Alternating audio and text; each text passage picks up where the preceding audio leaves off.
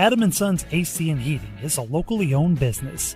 President, CEO, and U.S. Navy veteran Adam Renteria has been certified in HVAC since 2010. Adam is also certified as a home performance specialist through BPI. Adam & Sons offers professional work, excellent quality service with affordable prices. Whether it's commercial or residential, Adam & Sons is the one to call. Contact Adam & Sons AC and Heating at 512-844-2695 or email adamrenteria64air@yahoo.com. Mention you heard this ad on the Lions Pride Sports broadcast and get 10% off your service call. If you're looking to capture that special moment, let Adrian Gutierrez Photography capture that special moment for you. Whether it's a wedding, birthday, family photo, or any special occasion, Adrian Gutierrez Photography is the right one to turn that special moment into a memory that will last a lifetime. Adrian Gutierrez proudly supports Lockhart Lion Athletics and can be seen at many events in Lockhart, as well as at Lockhart Lions sporting events, offering his time to create special moments for the Lockhart community. You can contact Adrian Gutierrez Photography at 512-227-6794, email adriangutierrezphotography@gmail.com, or his website adriangutierrezphotography.com. Kent Riddle Properties has been the main sponsor of the Lions Pride Sports broadcast since 2020, and has been a big supporter of Lockhart Lion Sports for over 40 years.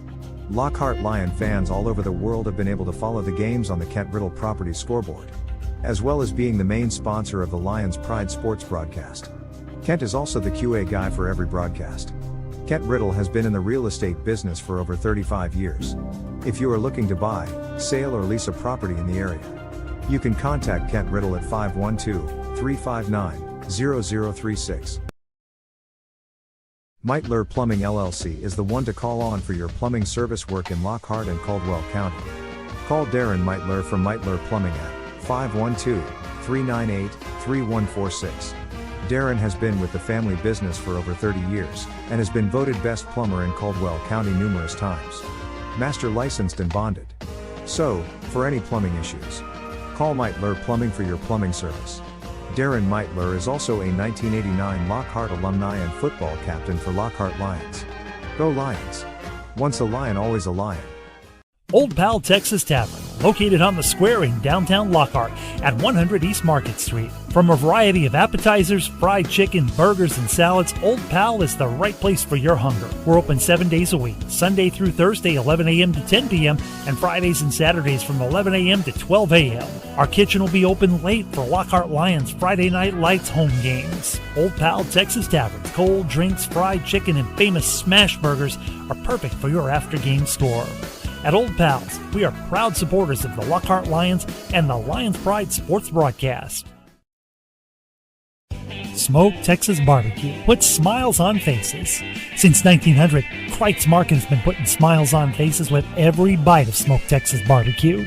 Located off of Highway 183 at 619 North Colorado Street in Lockhart, Texas, fifth-generation owner Keith Schmidt continues the tradition of providing the best barbecue in Texas with its award-winning varieties of beef, sausage, and pork meats. All Kreitz Barbecue is post oak smoked to perfection under Pitmaster Roy Perez's watchful eye in Kreitz Market's hallowed brick pits. Let Kreitz cater your party or event. Kreitz can assemble a complete barbecue dinner and sides for any event in Central Texas. To get a quote on catering, Kreitz Barbecue Catering Manager Weston Black can be reached at 512-398-2361. That's 512-398-2361. Kreitz Market opens 7 days a week, Monday through Saturday from 10:30 a.m. to 8 p.m. and on Sundays from 10:30 a.m. to 6 p.m. You can find out more about Kreitz Market on their Facebook page or go to kreitzmarket.com. That's www.kreitzmarket.com. Shields AC and Heating is a small family-owned business located here in Lockhart, Texas. You can count on us for all your air conditioning and heating repairs. Here at Shields AC and Heating we service commercial and residential HVAC system as well as refrigeration, ice machines and walk-in coolers. So, if you're in need of commercial or residential AC repairs, you can count on Shields AC and Heating to be there for you by calling us at 512-227-1219. We take pride in your comfort.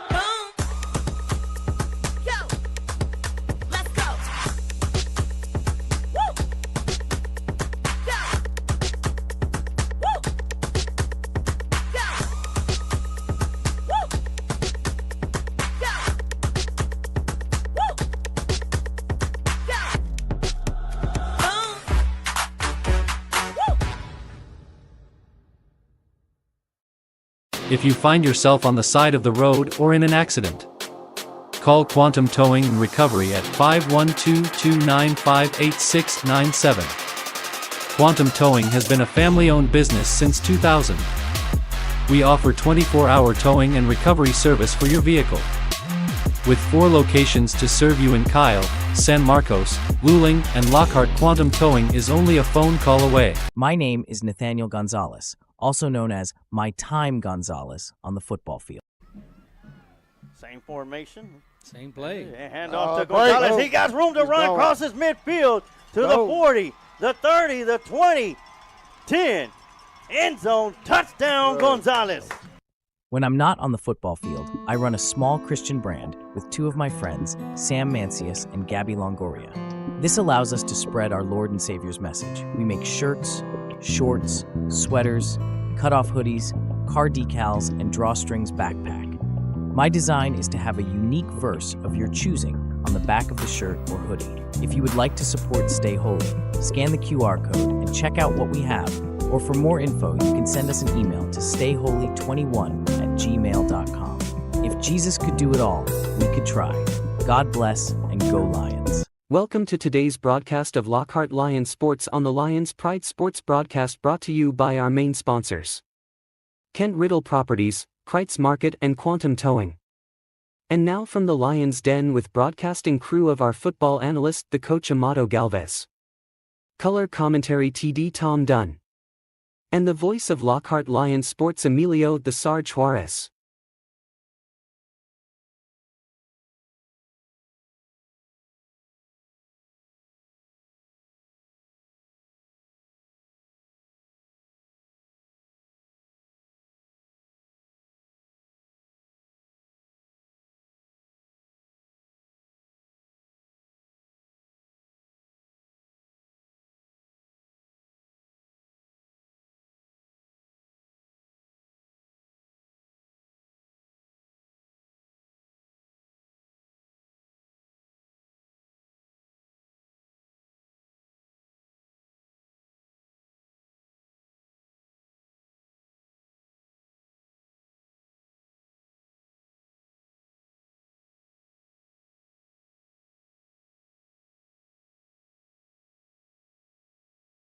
Adam & Sons AC and Heating is a locally owned business. President, CEO, and U.S. Navy veteran Adam Renteria has been certified in HVAC since 2010. Adam is also certified as a home performance specialist through BPI.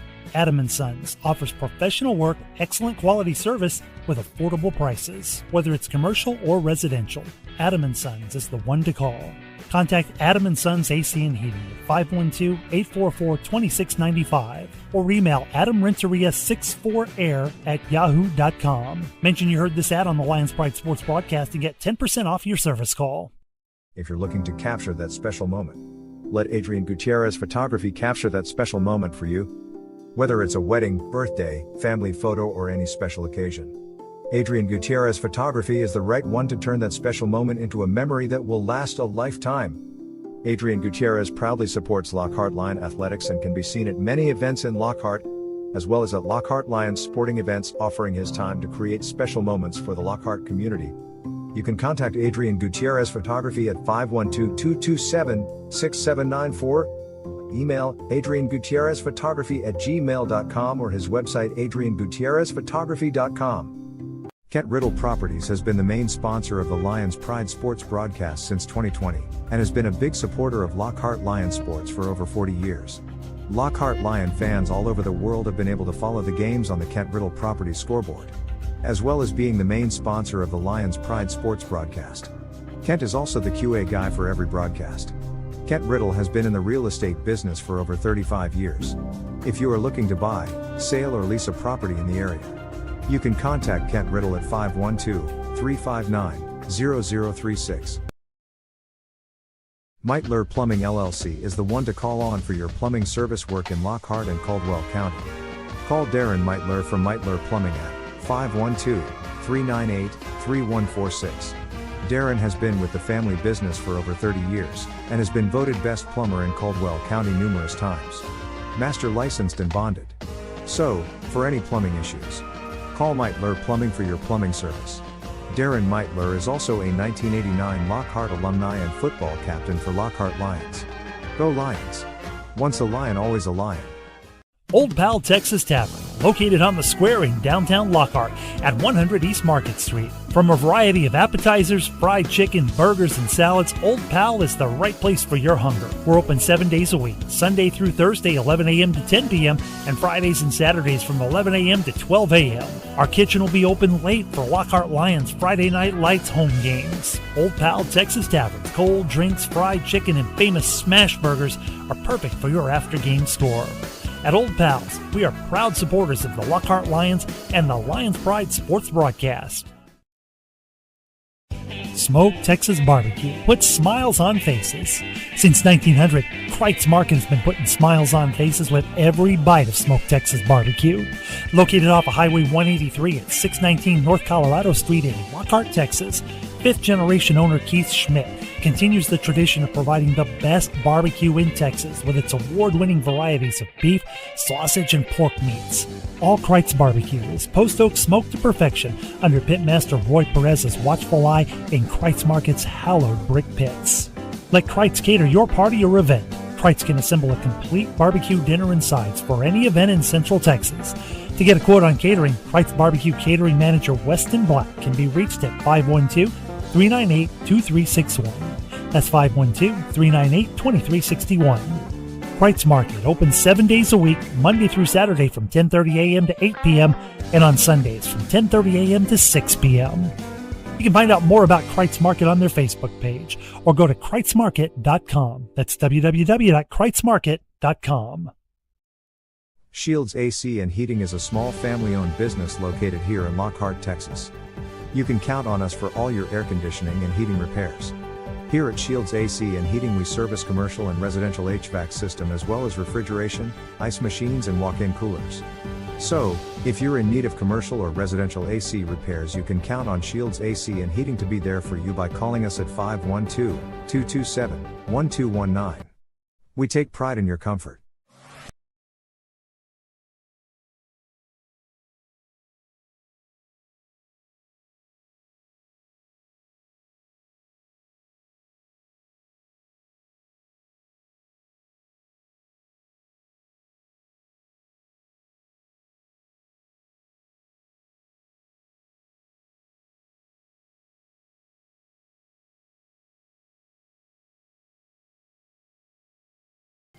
And welcome to another exciting season of Lockhart Lions Sports right here on the Lions Pride Sports Broadcast.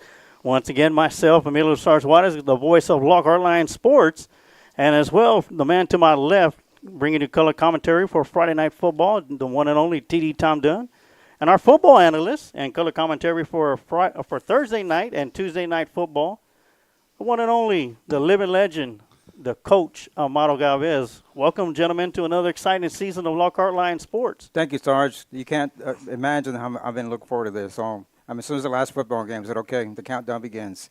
It's great to be back with you as our quarterback and giving the football over to TD. Every time we give the ball to TD, he scores a touchdown. Yeah. So, looking forward. Great. We're looking for an exciting season, looking for a lot of fun things. I just can't wait to get started. Yeah, like the coach said, it's great to be back. Just too long in between football seasons. And, boy, do we got some new stuff for you this year with Lockhart coming into a new district. I mean, just about everything about it is new, even the scrimmage. Lockhart getting set to scrimmage the Elgin Wildcats. Cannot tell you the last time we played or scrimmaged the Elgin. It's been a while. And Elgin, you know, in my day, they used to be that little bit, they're 3A, you know, and don't sleep on them now because they're still a small town, but that area's grown so much. They're getting just like us. I talked to their coaches last week at the scrimmage, and he said, yeah, we're just like y'all, Coach. We got tons of students coming in. We're trying to build another high school, and unfortunately, they're just like us. A lot of these new students they're getting are non-athletes. So they have tons of kids, but none of them are very many coming out for athletics. Well, they had a competitive season last year. Yes, they did. In fact, the coach won Coach of the Year last year, their head football coach. And when he came in the first year, he went 0-10 and turned that team around to 7-2, which is a tremendous job. Yeah, and right now we got the freshmen in JV. They're going to be scrimmaging, of course, the Elgin Wildcats. Freshmen to your right and JV's to your left. JV's yet to start, but the format, before we get to our first guests, is we're going to be having guests coming in and out through a press box throughout the night.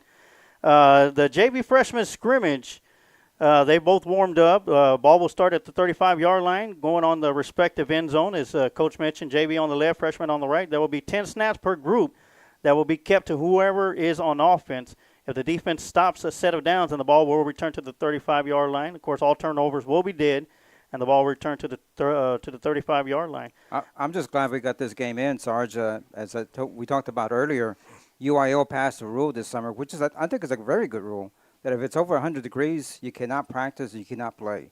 And I think that's great for the kids. You don't want the kids to go out there when it's 105, 108, especially on the turf field, because you never know what's going to happen. The last thing you want to do is be practicing your CPR on a young man. Yeah, and not just that. I mean, the turf, you might as well add about another 10 to 15 degrees to whatever temperature is out there. So as far as the plays go, it's going to go for both sides. Of course, the ones will play 10 plays on offense. Of course, the JV Lockhart offense starts off as there you see them running down the near sideline. Nice run by the Lockhart Lion running back. We do not have a roster. Of course, numbers that they wear on their jerseys will not be the same numbers they'll be wearing during the regular season. So we'll do our best to pick out who we know and give you names anytime we can. But we're looking at maroon dots down there. We're all getting old. And as for the varsity is going to be starting right around 6:30 or so. And of course, the Mr. Bishop's film crew will be videoing that one. So we'll be switching over our video. We got our handheld camera that we got going on right now for the freshmen and JV, but each team will have 8 minutes on offense and 8 minutes on defense for the ones. The second teamers, they'll have 8 minutes on offense and 8 minutes on defense as well. They'll alternate. They'll do a special team session with punts and then field goals. And then they're going to have a live 15-minute quarter. Don't know if they're going to have two 15-minute quarters as they did last year, but it's going to be a game situation between Lockhart and Elgin, and that will close out the scrimmage for varsity. But right now, like I said, welcome back to another exciting season. And let's welcome in our guest that we have joining us for the first time tonight. Excuse me. Yes, sir. When I left during the spring, Coach Mauricio Martinez was going to be the head volleyball coach. Now come back for the summer, after summer break, and all of a sudden he's also not only the head volleyball coach, but he's also the head softball coach. Congratulations, Thank Coach. You, sir. Thank Congratulations. You. Well deserved. Coach Martinez did last year. He coached with the volleyball team as a varsity assistant. Did the varsity assistant for baseball. Did an excellent job. And I'll tell you what, before I forget, Coach Martinez does a great job in the classroom. Thank you, sir. Thank you, sir. I really appreciate it. Welcome, Coach. Glad to be here. I appreciate you guys having me. Now, what classes do you teach? So I'm an English 4 teacher, so I have all of the seniors this year. My first year here, this will be my third year here at Lockhart. My first year here, I had sophomores and seniors in the English class. My second year, I had juniors and seniors in the English class. This year, I have all seniors, so I've been having some of these kids for 3 years straight. Lucky. So That's definitely a good yes, break sir. there. Yes, sir. Now you can get these kids year after year. I think it just improves their ability to learn as well, too. Builds consistency. Oh, for sure, 100%. I was fortunate enough to have a couple same teachers multiple years in a row, and it made a huge difference. I mean, it really did in what you learn, what you retain, and really, like when school starts, you walk into class, it's the same teacher you've already had. Expectations. Yes, sir. It really helps them to kind of hit the ground running. You know what to get away with, and what you can't get away with. Yeah, yes, sir.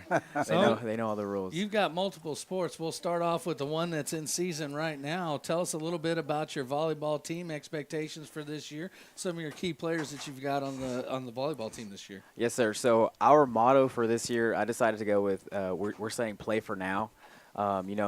Just in athletics in general, a lot of people get caught up in, next week's schedule or who our opponent is in 3 weeks, and they get, they lose the vision of what's happening right in front of them, especially like in volleyball, you miss, you don't get the point in this rally, okay, play for the next point or play for the point after that.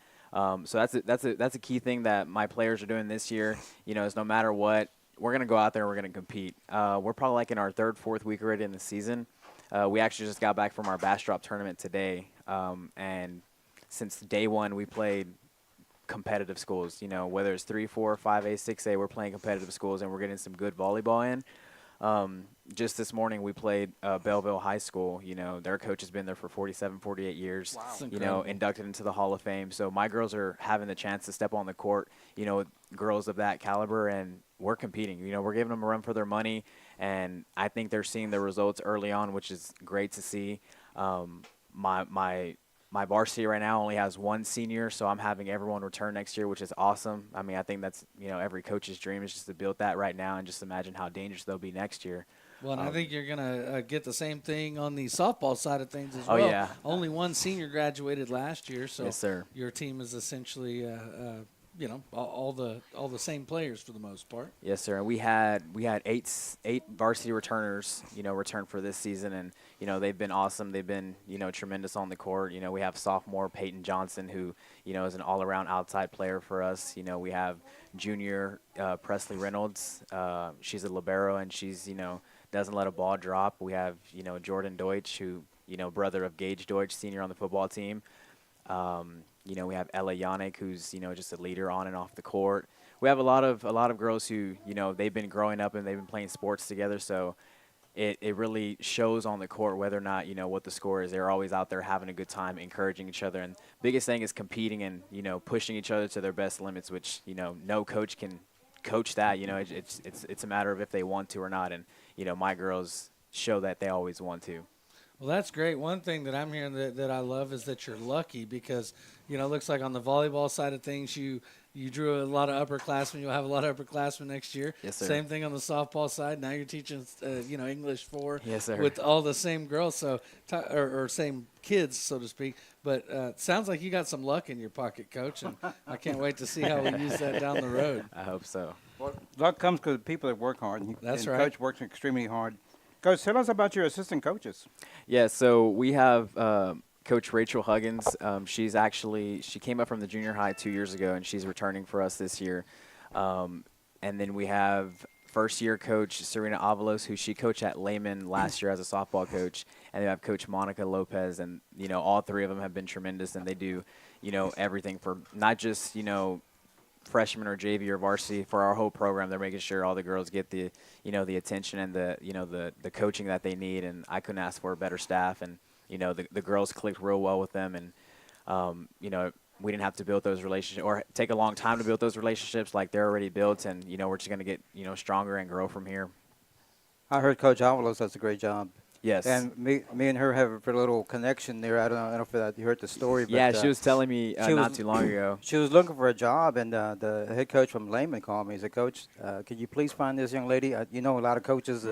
He said, well, I can bring it up to Coach Mavis. And he said, I called Coach Mavis, and Coach Mavis said, well, what kind of coach is he? He said, Coach, all I hear is that she's a great coach. Yes, well, she is. Tell her, call, give me her phone number. I'll call her, and she's hired. Yeah.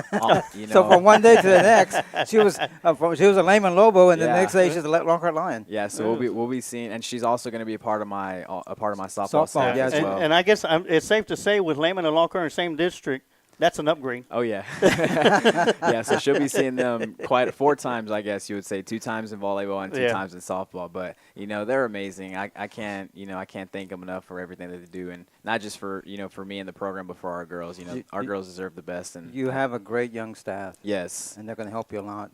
Yeah, especially in the tough district that that we're in for softball and volleyball. Oh, yeah. It's a tough district. We got some great teams in the district. We do. And you know, some young talent, young group of girls coming up, and you know, I guess that's a big plus for you because you're not having to deal with a bunch of seniors that's going to be here today, gone tomorrow. Exactly. You're going to have a group of girls that's going to be growing into the program and moving up and moving forward as well. So. Yes, sir. Coach, tell us a little bit about yourself. Where are you from? I'm originally from Houston, Texas, born and raised. I went to Galena Park High School, which was a 5A school. And once I graduated high school, I went to Texas State, finished Texas State. I, you know, did kinesiology, got into coaching. I was fortunate enough my last year of college to help the New Braunfels baseball program, so they let me coach there as I was finishing up college. And fresh out of college, May of 2022, I, you know, interviewed here at Lockhart, and I got hired on to be an assistant volleyball and an assistant baseball coach, which, you know, from what I'm hearing, isn't very known. You know, they used to tell me all the time, like, are you sure volleyball and baseball? There's football available. And I'm like, no, I'm a volleyball guy. And they're like, oh, all right, well, that's not very common. And I was like, yeah, that's me. So while I was at Texas State, I actually played for their Texas State men's club volleyball team. So I played throughout college, and I also coached their women's club volleyball team. So I had some prior knowledge of coaching before I got in here. It was a change for me because, I'm coaching college kids who range from, 19 to 21, 22 years old, to high school teenage girls. It was a huge change, but, the age changes, but the philosophy never changes. I don't, just because they're younger and, that doesn't change on how I coach them. It's one speed for us. We have a lot of mutual friends from Hayes High School. Oh, yeah, we do, yes. And I was fortunate enough to, help out with Hayes High School, while I was in college as well. So we won't hold any of that against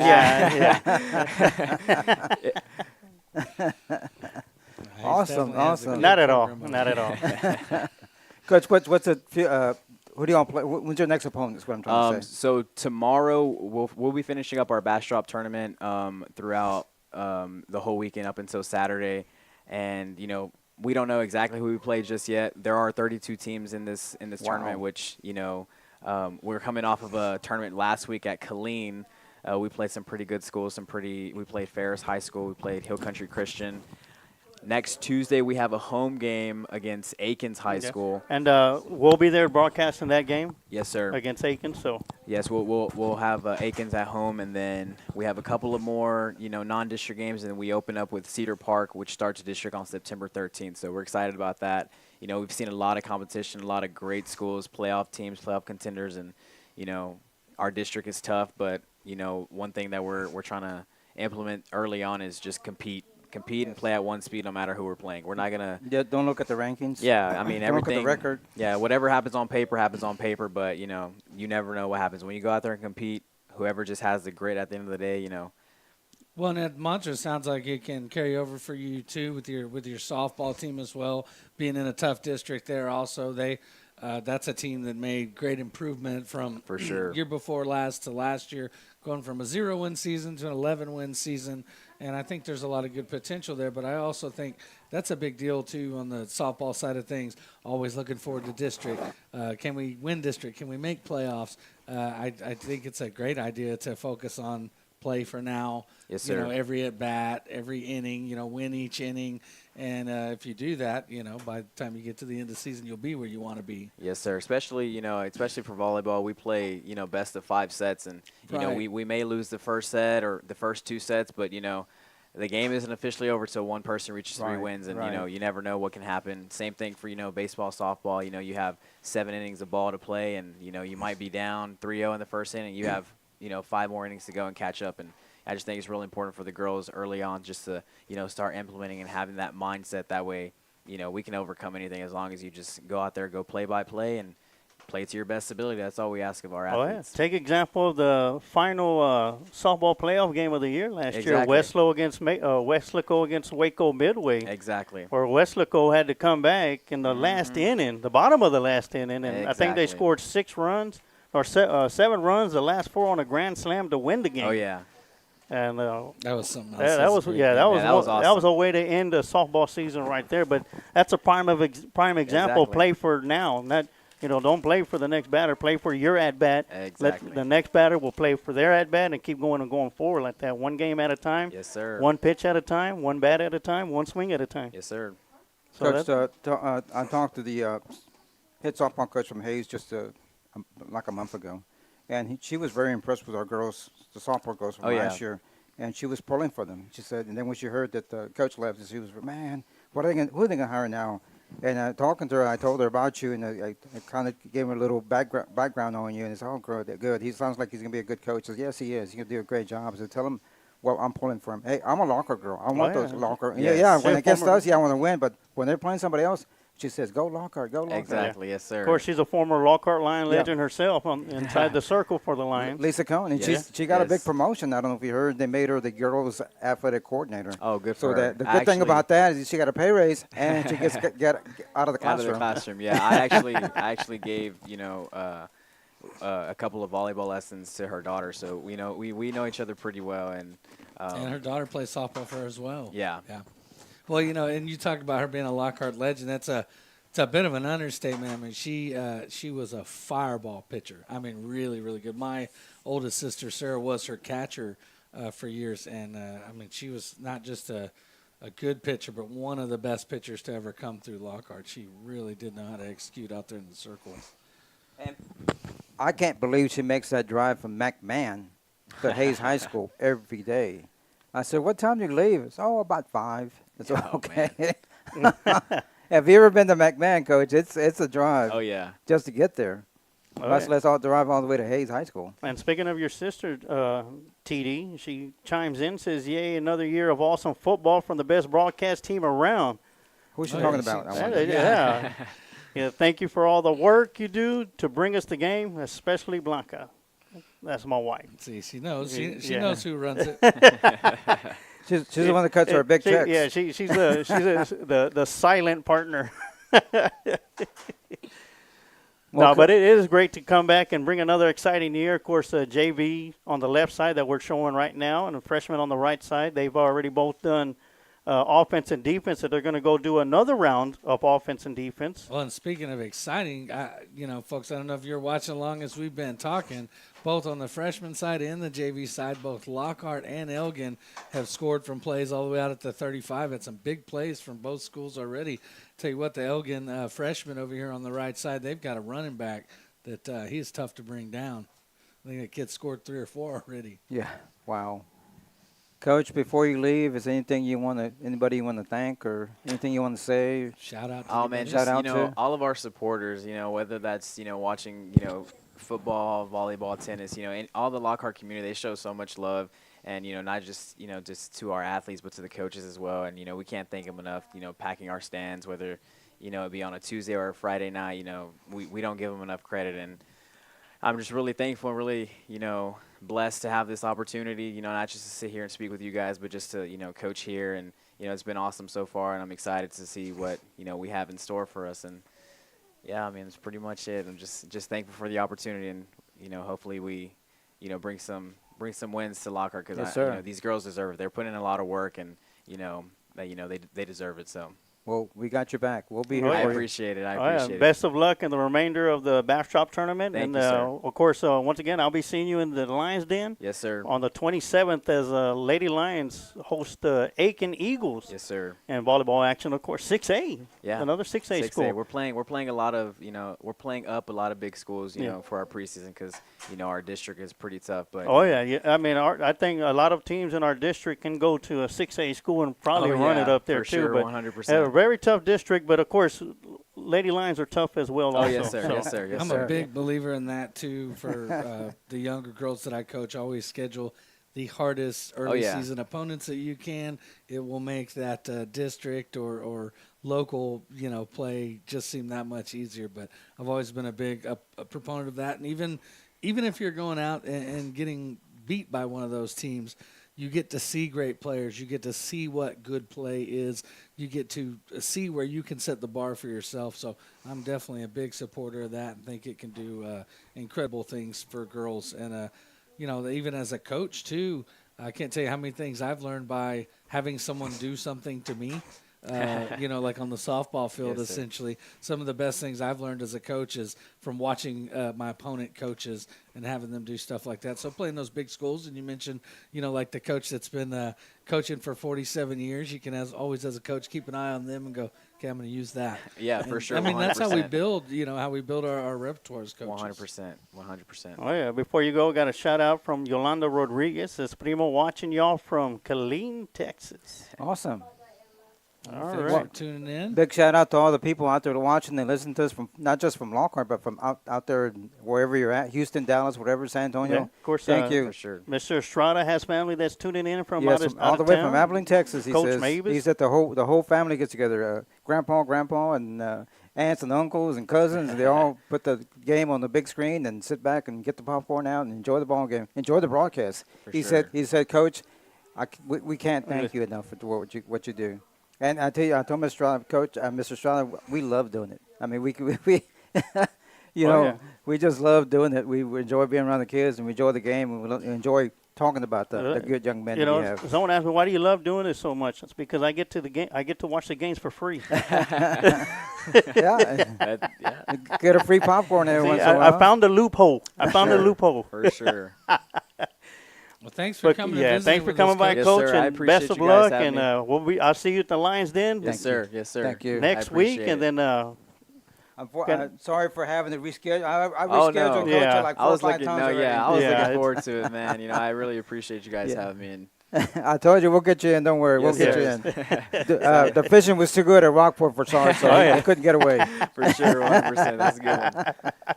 Well, down on the field on the JV side, we just had a 35-yard touchdown scored by number 5, the JV quarterback, on a quarterback Thanks, keeper right up the middle. and if you saw it, TD, nobody was looking at him. That's The a defense huge was hole. standing there looking for the football, and he practically walked into the Well, end the zone. front line opened up a hole big enough to drive my truck through, and he took advantage and took it 35 yards to the house. And the same time that was happening, on the freshman side, we had an interception.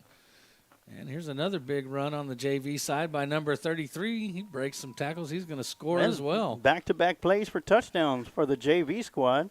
Lockhart looking good.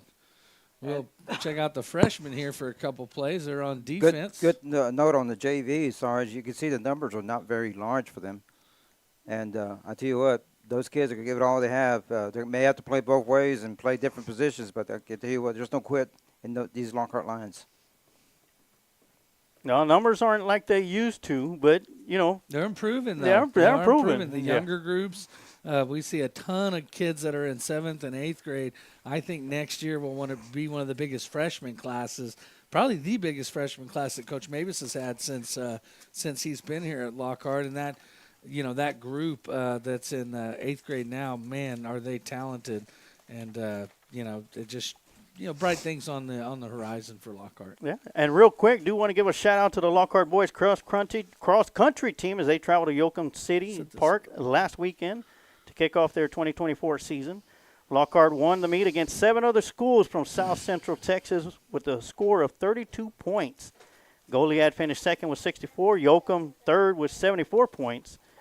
And leading runners for the Lockhart Lions, varsity cross-country team, juniors Paul Munoz and Connor Z, rounded out the top 5 for scoring for Lockhart. Both were running for the first time ever on varsity. Munoz placed 10th with a time of 13:50, and Zia was 11th with 13:52.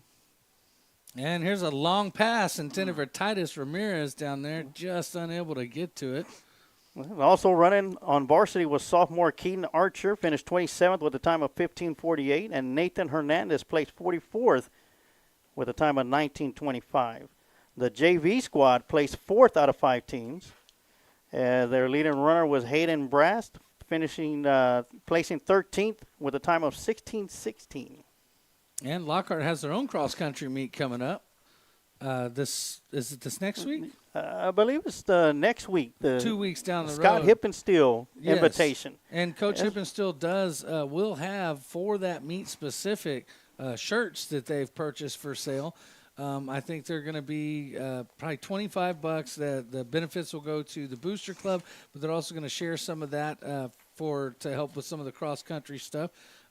So if you're interested in one of those shirts, you can reach out to the Booster Club. They'll be here at every home game for Lockhart, set up down here on the home side by the field house. They've got all kinds of good stuff there. I picked up a T-shirt there today, but I was talking to Coach Hip there, and he has 1,200 cross-country shirts that he has made that will be for sale here the next couple weeks for the Lockhart meet. So, and he paid for them out of his own pocket, so they got to go. make sure you come down and get you one of those cross-country shirts and support Lockhart cross-country. Not the biggest sport, but certainly one of the sports where Lockhart has performed the best over the last 20 years with Coach Hippensteel at the helm. He definitely teach them how to run. And that's amazing because it's year in and year out that he's done that. He's been able to have a very successful program for as many years as he's been here. Note that that cross-country meets invitation only because he was getting so many schools that wanted to come, and he had to cut it down. That way it could be an even. Yeah, everyone wants to come to the Lockhart cross-country meet. And the city park is beautiful. Yeah, as ever. it's not just for the barbecue.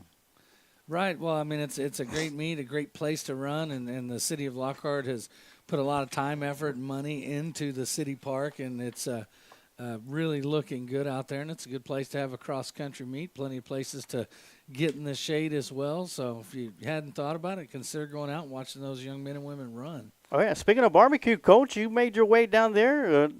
There's something going on outside of the stadium that hasn't happened in a while. Yes, sir.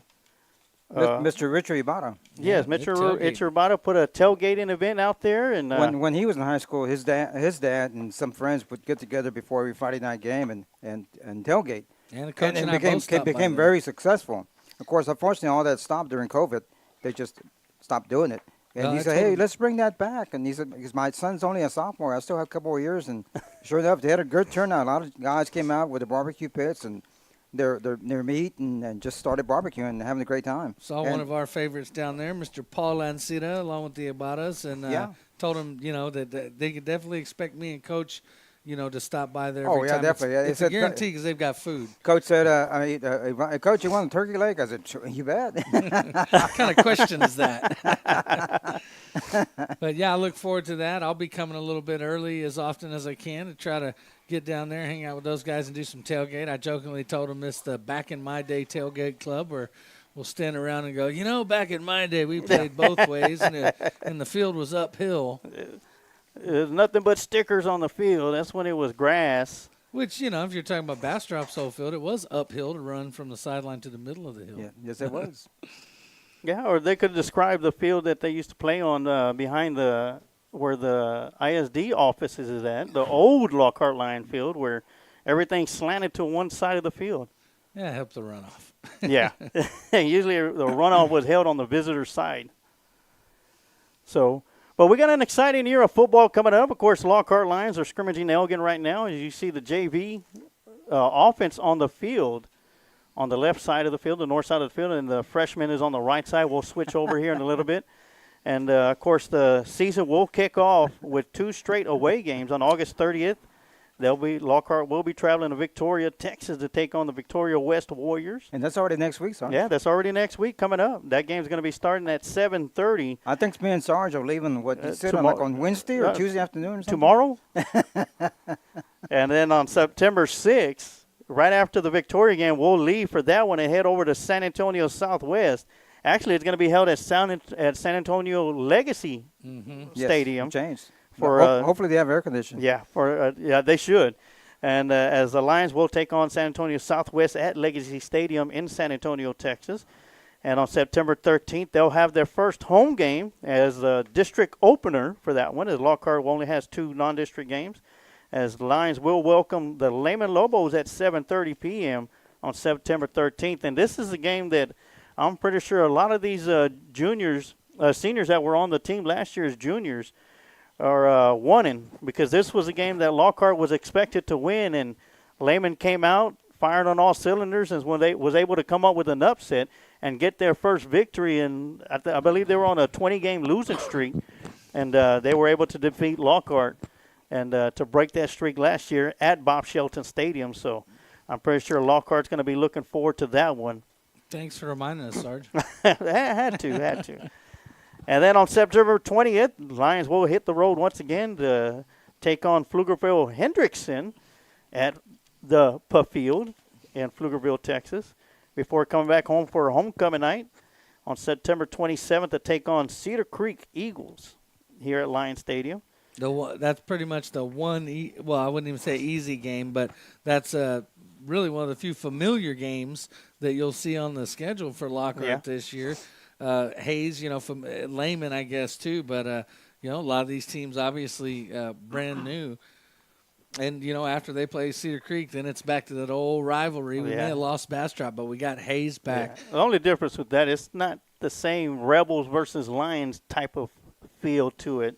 I tell you what, there was some big games back in the day between Hayes and Lockhart, and that's the well, I guess Lehman's the closest proximity now, but for years and years, Hayes was the closest school to Lockhart, so that always packed the stands on both And sides. that will be homecoming for Hayes. Yeah, and I believe that's on a Thursday No, night it's as a well. Friday. It's a Friday night? Friday. Okay. And I'm sure you know by now the principal at Hayes High School is Lockhart lady. I'd like to see if Lockhart can go in there and And spoil homecoming. I like to. I'm trying to get something going between our principals because our principal's from Hayes and their principal's from Lockhart. So let's get something going here. Yeah, Let's maybe let they'll little- switch jobs for that one Yeah. day. Well, arm wrestling match. Maybe, of course, for her, he said, "Well, you have to wear maroon on Monday when you come back to school." Well, I mean, she'll be comfortable with that because you wore maroon for 12 years. Well, that's dangerous. And then after the Hayes game, Lockhart will have an open week on October 11th. That's fishing week. That's fishing week, yes, before they come back for another home game, taking on Pflugerville Weiss, Before which you is go on, new Sarge, to our district. something interesting about that October 11th week. The week following that, first time ever, Lockhart School District has an entire week off. So the week of that October 18th game, there will be no school that week. Although, don't get too excited if your kids play other sports. You can almost guarantee there will be practice. It will be junior high games. But nice break from school. First time Lockhart's done a fall break. Just want to throw that in there, Sarge. Hey. Yeah, thanks for letting me know. Now I know that I'm going to have all of my kids at home for that whole week. I'm not complaining. Yeah, we'll be I down, am. We'll be down at Sargent, Texas that week. Except for my son. He gets to stay with Grandpa so he can go to practice. All right, so Pflugerville Weiss will be coming to Lockhart to take on the Wolves.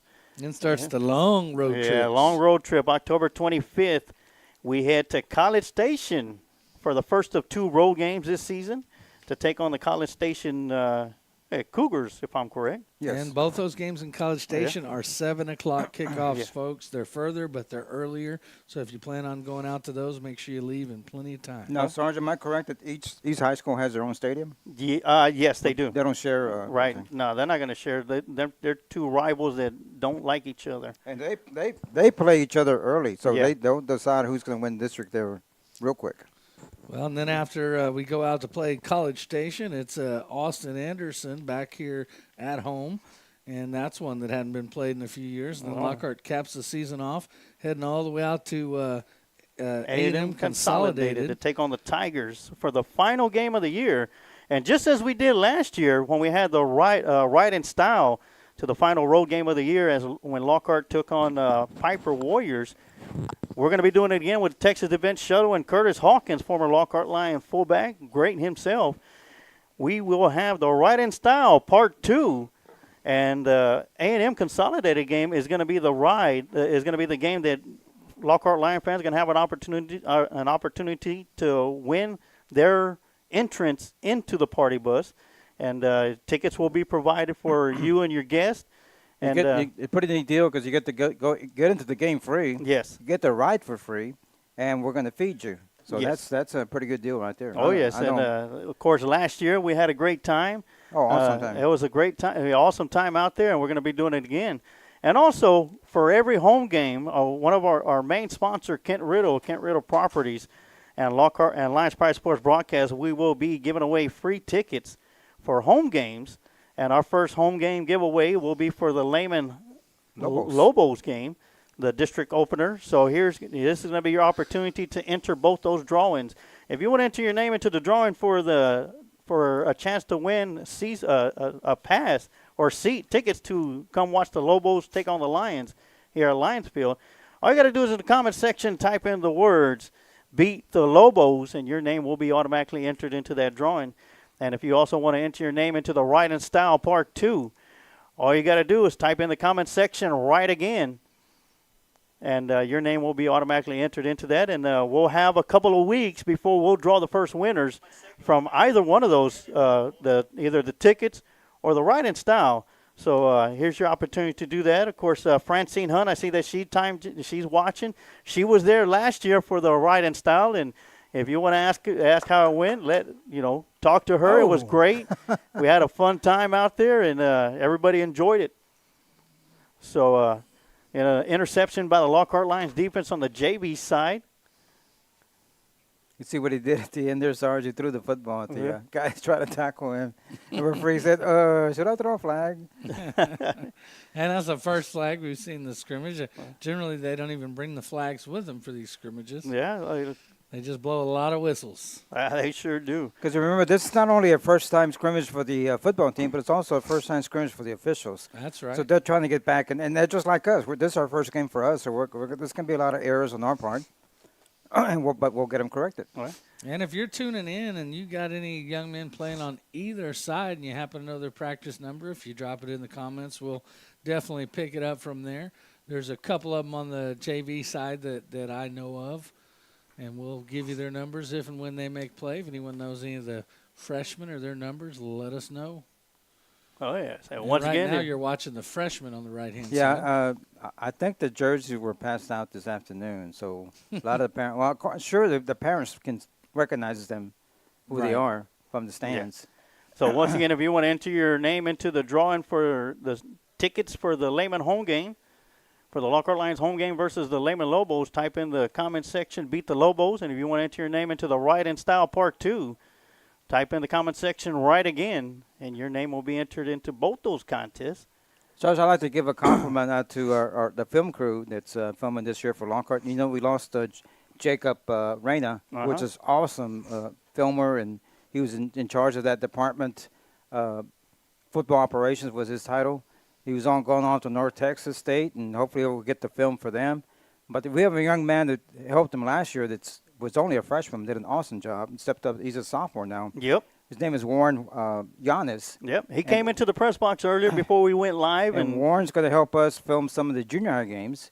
And he's all excited. And now he has somebody, another person in charge of him, Coach Garza. Coach Roland Garza come over from New Braunfels Canyon. He's taken over for Coach Lee. He's in charge of all the huddle film and stuff, and does a great job. And there's three, Kevin and Miles. I can't remember their last name, but they do an awesome job of filming. They have to be here at 6 o'clock every morning for practice, and they're here every day. And not just practice, but they're also going to have the video of the freshman JV games and varsity games. And I also like to give it out to the young ladies who do the water girls. There's like 15 of them, and guarantee you, Sarge, they're at every practice every morning at 6 o'clock. And they're here. They're excited about the job, and they do a great job. There's so many girls, I can't remember all their names, but I'll try to remember their names and get their names down so next time I can mention them. But they do an awesome job. Thank you, ladies, for doing that. Oh, yeah, definitely. And it takes a whole village to get the team going. Yes, sir. And, of course, the managers, the equipment managers, the water boys, the water ladies, they play a big part in the football team because, you know, you can't have your football players going out there and get their own water. You got to have a lot of help. And, you know, great job for these ladies and these young men that are out there. And, you know, just because you don't have a helmet and a uniform on, you know, it doesn't mean that you're not part of the team. You're part of the team just as much as the quarterback. That's absolutely right. If your team goes and wins a state ring, guess who gets them? Everybody. Everyone who helps, everybody who participates in the team. Those people behind the scenes are very, very important. The people we never notice. Because last year, and I think the film was the only time nobody ever talked to them if they did something wrong. I said, and I told the coach, I had a meeting with Coach Garza, and I told him, what they went through as a dog coach. We're not going to treat them like that. And he treats them good. He buys them breakfast tacos every morning, gives them T-shirts, and just makes them feel part of the team. Hey, what are we going to do to get tacos around here? And, folks, just want to tell you something early here in the season. If you're ever looking at the Lions Pride Sports Broadcast Facebook page, any of our broadcasts, we will never post links in the comments. Right. And we try to do a good job of keeping up with deleting those. But just be aware of that as we go through the season, that the only links that you'll ever see from us come as posts themselves. We'll never post links in the comments. Those are almost always spam, so we'll try to remove those as we go. But keep an eye out. Yeah, if it's not on the Lions Pride Sports Broadcast Facebook page or on our YouTube channel, it's not a good link. Yeah, and also remember, once we're live now on Facebook, but once this game's over, it goes to YouTube, and it's there forever. Anytime you want to watch the game. I expect a lot of the players to be watching the game tomorrow in class. Oh, yes. Which I'm not going to say anything. And he'll be taking their phones up when they do. Yeah. Yeah. Yeah, and of That course, is a violation. yeah, and of course, I get several emails throughout the year like, "Hey, is it all right if we take a video clip of this player?" That go ahead, by all means. If you want to take a screen video of anything that you have on the screen or a play or something, hey, you're more than free to take all the screenshots you want. I see a lot of them posted on Twitter. Yeah. And one of the changes that I want to call out that has come to the football program this year is all age groups are now practicing in the morning. Yes. In an effort to kind of avoid this heat. I think that's a great thing. 7th and 8th grade are both in the morning. Last year, you had some morning, some afternoon, had a mix, and now everybody's reporting early in the morning for practice. Well, once UIL, because we heard about this rule coming back in May, once we heard that, Coach Mavis said, well, I'll make it easy. We're just going to practice in the morning, get everything done. And which is great. The kids, yeah, it's tough getting up in the morning, but after a couple of weeks, you get used to it. You like to get it done, and once school's out at I say 3:30. It's not 3:30 anymore. It's 4:45. You're done. You get to go home. Yeah, my son really likes it, and also you're going to practice first thing in the morning before a long day of classes where you get worn down mentally, so they're fresh. And I know my son definitely likes that. He's in the 8th grade. And he likes practicing in the morning because you're simply, not worn out by the day, and also does a good job get your blood flowing in the morning as well. Well, no reason to be sleepy in the morning time when you head to your first class. That's right. If you ain't awake by then, you're doing something wrong. It's a good way. I know a lot of the schools in Austin, the bigger cities, like doing it because it keeps the kids off the streets at night. They have to go home. You have to be pretty tough to stay out late and get back up at the 4 in the morning. Yeah, we've been getting up at you're not gonna do it very long. Yeah, yeah. We'll just leave it at that. I say my son enjoys it. I don't know how much me and my wife enjoy it being in the mornings, but we'll take it.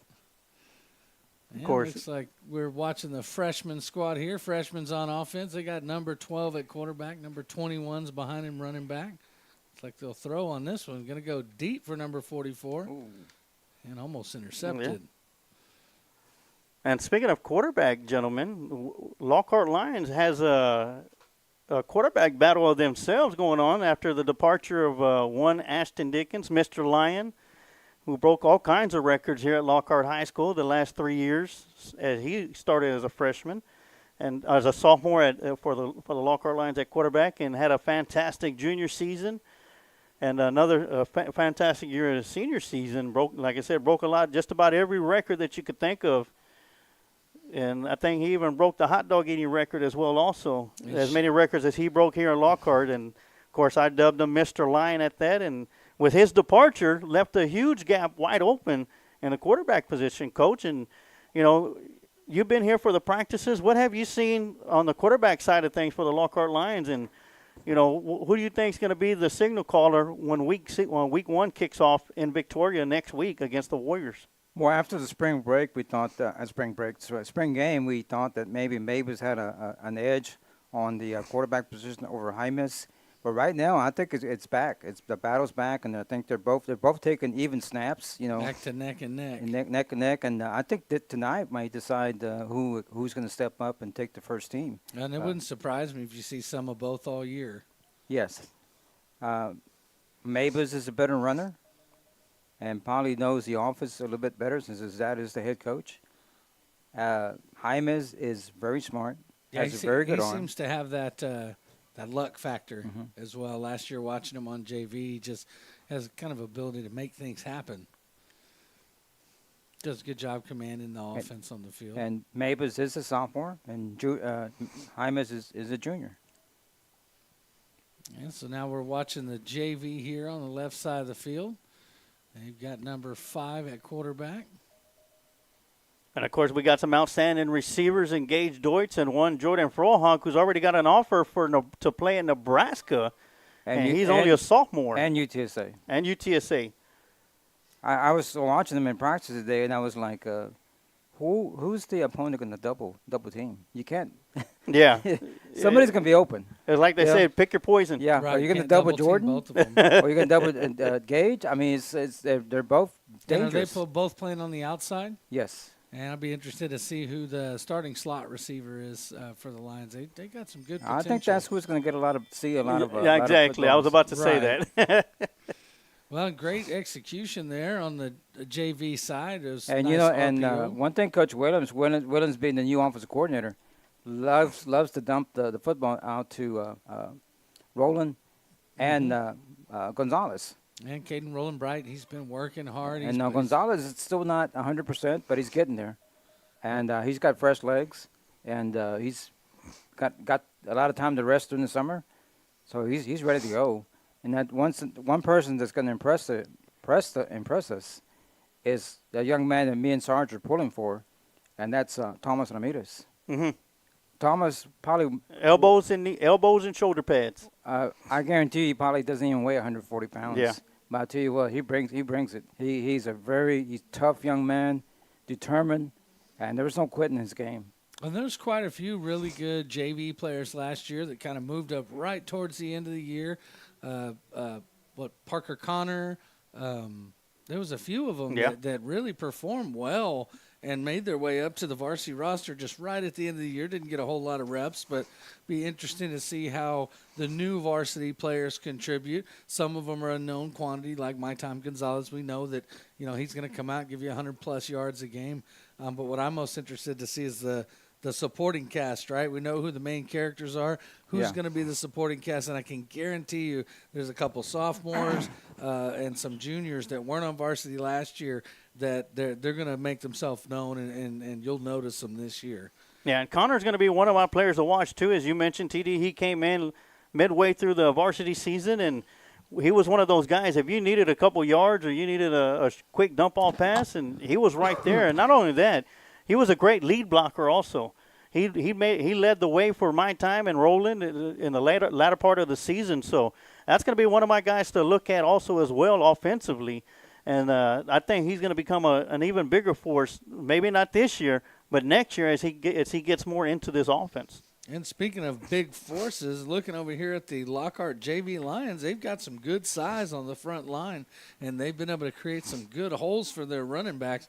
They've been at it a while now here, and their numbers, they're not real deep, so everyone's starting to get a little bit tired. But I got don't some see big boys. I don't see big old 77 out there. He just came out a minute ago to take a break. Being on JV for the remainder of the year, I'm pretty sure he's going to find a varsity spot here before the year's over. But definitely talking about the seniors, we're going to start next week. Our first Thursday game will be the JV here against Victoria West. We're going to do just like we did the last couple of years. We're going to bring up two seniors and have them talk about themselves and let the people see who they are. And we're looking forward to that. We had a great time doing that last year, right, Sarge? Oh, yes. And every week we're going to have two seniors come talk to us in the broadcast booth and to the audience, and introduce themselves. And in the next week or so, they'll put together and finish the schedule for our 7th and 8th grade. And then as soon as that's done, I'll have a look at that, and I'll see just how many 7th and 8th grade games that I'll bring to you. TD, I'll go out and follow the 7th and 8th grade around and broadcast some of those games. They don't have their schedule complete yet, but that should come in the next week or so. And then as soon as we kind of get a lineup of which of those games we'll broadcast, we'll definitely share them on Lions Pride Sports Broadcast Facebook page. And all games will be at the junior high, except for the last game. Oh, and it looks like they have indeed finished the schedule. Yes, we lost the Bastrop schools and picked up Lavernia. And so we'll just run through the 7th and 8th grade schedules real quick. The first week, September 3rd, they'll be playing Gonzales. September 10th, they'll be playing Barnes Middle School. 17th will be Miller. And the 24th will be Gonzales. That's in Gonzales at Apache Field. On October 1st, they flip-flop 7th and 8th grade. On October 1st, they'll play Lavernia. The 8th grade will play them here at Lockhart. 7th grade will be at Lavernia. On October 8th, they'll be playing AJB Middle School. 7th grade will be home, 8th grade will be away, and then there's the bye week, which is kind of the following week after the varsity bye weeks, the week of October 15th. And then Lockhart on the 22nd plays Goodnight with the 8th grade being at home, 7th grade away. On the 29th, they've got playoff games or district championship games on the 29th and 30th, and those locations will be to to be determined. So I'll take a look at these games they've got scheduled for the junior high, and we'll get posted on Lions Pride Sports Broadcast exactly which games we'll be able to broadcast for you folks. And all games will be at 5 o'clock. Well, I'll be able to broadcast none of them. And I will we'll definitely make an effort to see how many that we can do. And they do them at 5 o'clock because they do have 7th grade A and B teams, so they got to get through 2 Yeah, they want to games. make sure because during the week they can't go past, I think it's 9:30 or 10 o'clock, so they have to go to school the next day, so they have to shut it down. Yeah, and when you're going to Lavernia and Gonzales, Yes. you still got to drive back. Lavernia is a pretty good drive for us. It is. For those of you that remember Coach Troy Moses, he's over at Lavernia now. Wish him luck. Yes, we're watching the freshman over here. Freshman on defense now. Elgin with the ball. As far as I can tell, Elgin freshman, you don't earn a number till you make JV over there. You get a white shirt. And here's a look at that Elgin running back that we've seen get quite a bit of yards. Good job, number 44. He's wrapped up that time. It almost reminds me of the Cowboys under Bill Parcells. You don't get a star in your helmet until you earn it. I bet you 44 is for Lockhart is that Price kid. As we switch over here to the junior varsity side, they're on offense right now. And the one that I definitely know is the wide receiver up top, number 20. That's going to be Titus Ramirez. He just missed catching a touchdown pass earlier. He'll come on jet sweep motion, and he'll get the ball. Good run. Yeah, good run there by Ramirez. Did a good job being patient there, kind of picking a spot and putting his head down, and that'd be a first down if they had yardage markers. Looked like he picked up about 14 yards on that run. Good run by Titus. That's funny. He's the only one I know, and then he's out there wide receiver, and they just happen to bring him in motion, give him the ball. That's the first time that's happened today too. So luck works out for you sometimes. Yeah, of course, do want to give a shout out to our sponsors this year. Of course, our main sponsors is Kent Riddle Properties, Kreitz Market, and Quantum Towing for the 2024 and 2025 season. Also want to give a big shout out to our sponsored quarters as well also. Quantum Towing first quarter, Shields AC and Heating second quarter, the Kreitz Market halftime show, Adam & Sons AC and Heating third quarter, and the Old Pal Texas Tavern fourth and final quarter. And also for our offensive players of the game will be sponsored by Kreitz Market, and our defensive player of the game will be the Quantum Towing defensive players of the game. Our other sponsors for the 2024-2025 season, Stay Holy, Adrian Gutierrez Photography, Texas Event Shuttle, and Meitler Plumbing. So big shout out to those, to our sponsors for the 2024-2025 season. It's still not late if you are interested or wanted to become a sponsor of the Lions Pride Sports Broadcast. Send me an email to Lions Pride Sports Broadcast at yahoo.com and get with me that way, and I'll send you a sponsorship form. And it's not too late now, but don't wait too long, because it never fails that we fill our sponsorship slots, and then we're getting in the first few games of the season, and we start getting folks asking, how do we sponsor? And like you said, send an email right now. And your sponsorship runs throughout the entire Lockhart Lions sports season, the 2024 to 2025 season, which usually goes from right now to from the scrimmage game all the way to the final baseball game or the final softball game of the season for Lockhart Lions sports. All right. We're going to be having our second special guest coming in. Come in.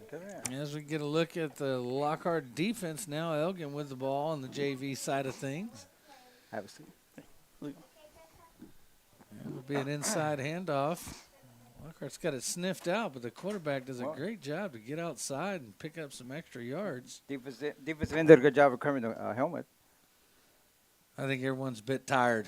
Yeah. I mean, they've been out there a good while. The numbers aren't moving really deep. fast there. Well, and in the scrimmage, it's a little bit quicker pace of the game, play after play after play. if you don't get a first down in a game, you come off the field in the scrimmage, they just move it back and reset and you start all over again. So you may run 10, 15, maybe 20 plays in a row versus, running 7 or 8 in a game situation. So it wears them down a little bit quicker. As mentioned before, we're going to have some special guests coming in and out of the broadcast booth throughout the evening. And right now we are our second guest. Coach, you want to make the introduction? Yes, sir. It's a great honor to introduce our head tennis coach, Mr. Bobby Brown. Awesome. Great young man. Bobby does a great job with the tennis program. Great job in the classroom. Awesome. Thank you guys for having me and, here. Awesome. And then I had the pleasure of coaching this young man back in the day. Just a few years ago, right, Coach? Yeah, just a few. Was it that bad that you had to go to tennis? We get more water breaks, I think. That was the big one. So. Welcome, Coach. Welcome. Thank you for being here. Yeah. Just want to call out big hit there by number 33 of the Lockhart JV. Tell us about the tennis. You started off to a very good year. Oh, yes. Yeah. So preseason, we started off August 3rd. We were 6-3 entering the school year, so we're doing really well in our wins. Fought some hard battles against some state-ranked teams like Lhasa. Beat 6A Stony Point right before the school year. So got a really strong team, lots of seniors, and looking at some of our younger players, our junior sophomores, just getting a lot of hitting time in. We got this Saturday we got Leander here at 8:30, and then next Tuesday we're headed over to Pflugerville just to kind of mix it all up. One of the things that I really like is how active the district page has been about posting y'all's stuff, and I know that has to do with the coach organizing, taking the pictures, and getting them over. So y'all done a great job of kind of getting some publicity for those kids out there playing tennis, and I've enjoyed seeing those posts and kind of following along with you guys tournament to tournament. And yeah, it looks like you got a pretty good squad and good numbers too. I was impressed with how many kids were in the first picture that I saw. I said, all right, there's a lot of them participating for you, which is good. Yeah, real strong core, really good kids. Yeah, and eventually, y'all play tennis throughout the whole year? Yes, sir. Okay. Yeah. So we're very fortunate. We get to practice all year. There's no off time. If it's wet, I think that's our only time we get to come inside and do some weight workouts, and we're just grinding all the way through the year. I know our football team. They hit it early and everything else. We like to wait until the sun's cooking us and everything. So to finally see some of these other players and coaches, I'm like, yeah, welcome to the real heat. But I know these boys have been working real hard, and it's showing off right now. So we talk about heat. Those tennis courts, they hold it. They heat up a lot. You're standing there, you feel that heat coming up from the ground. The balls smell especially strong when it gets hot too. I tell you what, you go by and those tennis courts are packed. Oh, yeah. Yes, you run out of room, Coach. Yeah, I've got about 50 kids out there. That's a great problem to have. Yeah, it is. Got a big junior high program growing, and as y'all kind of veer over there, we got our brand new maroon hitting wall, and it just kind of looks nice, making it finally pop a little bit, and you kind of see a few heads still hitting out there. I couldn't run them off, so that's a good thing, That's always a good thing when you see kids practice without the coaches, where the coaches say, okay, practice is over, we're leaving. You go in and you still see kids out there. It's always been one of my favorite things with any sport. Football practice ends, you see the quarterback and the receiver out there still taking reps. Same thing with your kids. There's a couple out there still playing on the courts. That speaks volumes about how they feel about the sport that they play, where, to be truthful, 90% of kids go, I can get the heck out of here after their practice is over, and it's great to see that commitment from those few. Man, thanks for that. Oh, yeah. With every year, Lions Pride Sports Broadcast, I'm always trying to expand a little bit more. Like this year, I'm going to do a little bit more soccer games. We got some volleyball games on tap. I would really like to exchange information before we leave. I want to try and get some tennis matches going on here. But of course, I've never been to a tennis match, and I'd like to get an idea what the format looks like. So we could get some tennis games here on the Lions Pride Sports Broadcast and give all our athletes a little bit of some exposure throughout the year. So George will be real confused. He'll be like, who loves who? Yeah. 30 love. Like, man. All this love, and everybody's mad for losing. That's right. Yeah, I get home, my wife, who's this love you're talking about? Hey. What's a common one I hear? Tennis is very confusing. It's the only place where love means nothing. Yeah. So, there's some tough talk out there. That's great. No, we'd love to have you guys out there. I love watching all the broadcasts, and especially when I can't get to the away games. It's fun to just stay in the loop, and when the kids come back into class, I can immediately follow along with the conversation. So you guys kill it. It's a big thing. Coach Amato was talking to Mr. Estrada, the superintendent, and talked about how when they got to go to their conferences out of town and stuff like that, they always find a place where there's a TV and they're able to put the game on Friday nights and they're able to watch the game. Yep. And then, enjoy it. They can, like one of my mottos here on the Lions Pride Sports broadcast is if you can't make it to the game, let Lions Pride Sports broadcast take the game to you. Perfect. So, and we've been at it this is going to be our 6th season doing it, and we're still kicking, I believe. Yeah. We're still live here. We're still live. I know that heat can get to us, and I'm hoping after these 2 new hallways kind of finish up, maybe we can get y'all a good vantage point about all the courts and everything else, But, work in progress. And right. everything. But, just love the attention. You guys bring always a good wholesomeness to it. And thank you, Bobby, because numerous times we've met in the hallways, and you always asking about who's the next opponent and who's the next game, and complimenting us on the broadcast, and it's great to stop in the hallway and talk to you. I'm trying to ask you a tennis question. You want to talk football? Which, hey, okay, we'll talk football. But tell us about your assistants. Who helps you? Yeah, so I have Gabriella Briones. She's a second-year teacher, second-year coach. She's actually from Manor. She did the early college program over there, so that's actually my new role here at the high school. So you get a bunch of fresh minds and everything else. It's really great. But, we got her in our 8th period athletics, and she's been killing it. I mean, she jumped right into the role. Hasn't skipped a beat. I mean, she was out there, and God bless her. She's pregnant right now, so she's bearing that heat and all that stress. So I know the kids will miss her when she's gone, but we'll love her when she comes back. So she's awesome. Yeah. She's a very good friend of mine. Good, yeah, and she stays on the kids. She doesn't let up and doesn't allow the whining and little excuses let them over, and we get them right back on their feet. So funny quick story about her. We were covering the PE class, and it was at first before she started work. She was just a sub. And it was me and her and some, how the PE kids are. They were acting up, and she told the kid to be quiet and sit down. And the kid started talking back to her, and she snapped and I had to go pull her off of him. Hey, but she's feisty. Yeah, these aren't athletes. He's tough, That's good because you need it. You definitely need it. For sure. Tough love's always good. Yes. It looks like they're getting probably just about ready to wind down this JV and freshman scrimmage.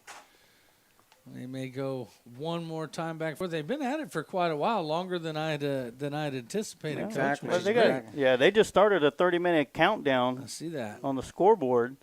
And once again, when the varsity comes out, we'll have a live video coming from the audio video crew of Mr. Bishop and I think it's Studio 310.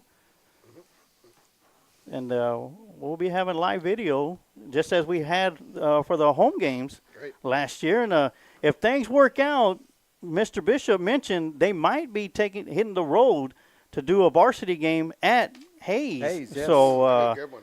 that's hopefully that works out. I've been trying to get them to hit the road with us so we could have video, professional video at every Lockhart Lion football game. I'm sure the Hayes principal will give us the okay. Should. Being a Lockhart girl. Yeah. Well, if they know how good our broadcast is, they'll say, no, we can't. Well, it looks like JV might be done. They're lined up. Yeah, they look done. I'd be done. That what you got to understand, folks, it's not just hot outside in the air. These turf fields are essentially filled with ground bits of black tire, rubber. And that rubber heats up to the point of, I watched some college games last year where it was as hot as 160 degrees down there at foot level on the field. So it's not just the heat of the air. That field really heats up this time of year. So No, I don't think we'll ever get a field reporter down there. They'd probably take off a little bit afterwards. I'm not doing this. As we see the varsity crew coming out. Yeah, they'll be getting set to warm up. Mm-hmm. And we'll pan up. Looks like we'll stay with freshmen are done too. So we'll pan over and let you watch the varsity warm up a little bit. Yeah, well, here with, once again, the tennis coach, Mr. Bobby Brown, Coach Brown. Give us a little background about yourself, Mr. Brown. Yeah, completely. So actually moved to Lockhart back in 1994 and went through the entire school system. Proud graduate of 2007. Went over and did some intramural tennis over at Texas State, and met a lot of interesting tennis players from around the way. And started off at Lockhart Junior High for about 9 years, and was the assistant coach under Leo Vasquez, one of our CCMR advisors, amazing Lockhart native as well. And just kind of took over the ropes as he moved up to help in a bigger facet for our high schoolers, and just loving every minute of this. And now been the head coach for about this is my 4th year as the head coach, and just absolutely loving the environment that Lockhart's bringing and all the athletes. So, we've had a big challenging year so far. We've got 19 matches total this fall, so it's our busiest fall season. And this spring we'll start off in late January, and we'll continue all the way to May, and then start the grind all over again during the summer and everything else. So you'll always catch me either in the classroom helping the kids, or out on the tennis courts, or maybe some of the few barbecue establishments and everything. Right. I noticed you spend a lot of time on the tennis courts. And Yes, I think sir. I told you, I was walking by one time, you were still there, and I told him, go home. Bobby, go home. And you said, you think I don't want to, but there's kids still out there practicing, they're playing, and they just okay. Yeah. But yeah, just totally love being in this area. I don't see myself anywhere else. This is it would be very, very hard to get me away from the Lions and everything else. So it's a big honor to be up here with you guys and spectating these wonderful kids. Since I haven't been at the junior high for a while, some of the later high school kids, I'm like, man, I used to be taller than you, and you were in 6th grade, and now you're a foot taller than me. I mean, we've got some monsters walking in these halls, and it's just awesome to see these just athletes just taking control. So I it's really expect good. your numbers to go up. Yeah. Because the more we grow, I think the type of kids that we're getting you're going to see a lot of tennis players coming out. Most definitely. And you're probably going to eventually have to have maybe 2, maybe even 3 or more assistants. Yeah. Most schools have 2, 3? Usually, 1 or 2. I know some of our schools that are up in the Northwest, the Leander schools, they'll have a good outfit of coaches. So we're going against some programs, some programs that have been around, but we're putting up some points, putting up some games. We're going to get some sets, some wins, and it's a learning game. It's never a destination; it's a complete journey. So some of these kids I've gotten to coach from our summer camps that we host during the summer, and they just fell in love with the sport. So we're going to try to get some more things going. Coach Mavis is behind us. We got our superintendent Mark Estrada behind us. So it's nice. It's nice to have the support. I know it could be different in other schools, but Lockhart's they're all for it. It's good. Right. It's good. Great. That's great. Yeah. That's good. All right. Good to hear that. As far as the seasons for the tennis, of course, y'all going through I believe the fall season right now. Correct. Y'all have a spring, or is it a winter season? Yeah, so we have a fall, which is the team tennis. We do have about 7 boys and 7 girls on varsity. I take 10 and 10 because I just can't get them off the court. Right. And we show up and we play a total of 19 matches, 3 boys doubles, 3 girls doubles, a mixed, and then 6 boys singles, 6 girls singles, 6 girls and 6 boys singles. And whoever gets the 10 wins first is, our champion. So, right. We'll do that all the way to about through October, and then playoffs will hit, and then states towards the end. Then, we don't hang up any of the clothes. We don't put away the balls. We just go at it, keep going, and then we'll start up late January with our tournaments. And, UIL's rules gives us 8 tournaments. So we're very meticulous. We'll have some really tough ones and some that'll prove our stance of why we reign supreme. Right. One of our favorite ones is we'll go up to Westwood up in Round Rock, and they're nationally ranked, and they've won state in 6A multiple years, but the kids just want the competition. Right. So we're going to bring You got to it. love that. You got to Yeah. love that. It's not like you got kids that are like, oh, man, we got to play them. Exactly. Or like, hey, let's go play some 1A school. Exactly. Nothing to dog on them, but, Right. we've brought Prairie Lee over, and we'll help them, and we'll get our players going against them. And they had a really unfortunate situation. Their only 2 tennis courts were demolished to expand on their school, so they're getting the numbers as Wow. well. But they'll come over in the spring and utilize our courts. I mean, we're a Caldwell County, family in a sense, and Luling will bring their people over, and I got to take care of business on them too. But no, their coach Tate's an amazing guy, and it's just really nice to see us growing over here. So and maybe some more tennis courts will pop up along the way, but hey, our courts are open from 9 a.m. to 9 p.m. We just love seeing people out there hitting and keeping it going. Yes. Yeah, we're going to have to grow more because me and Sarge talk about it all the time. In 2 years, Lockhart's not going to look like Lockhart anymore. I'm sorry. Yeah. It's coming. Yeah. Whether you're ready or not. Yeah, well, you drive around the outskirts of Lockhart, don't even look like the county portion of it anymore. You're right. I'm like, this ain't a suburbia. I thought we were rural, I'm like, where's the farm fields anymore? But, the growth is good. It's bringing some really awesome kids our way and some really nice families. So hopefully they stay and find it just like we found it as home, you know. So the choices you're going to have to make is, well, do I stay at the old high school or do I go to the new high school? Oh man, that's a tough one, Or do I just do both of them? Yeah, right. We'll cross that road whenever or cross that bridge whenever it gets there, but. I guess I do have a little bit of peace with my alumni being here and everything else. A lot of good memories. So, even though our high school does look a little different than it did when we all were there, but there's still a lot of good memories here.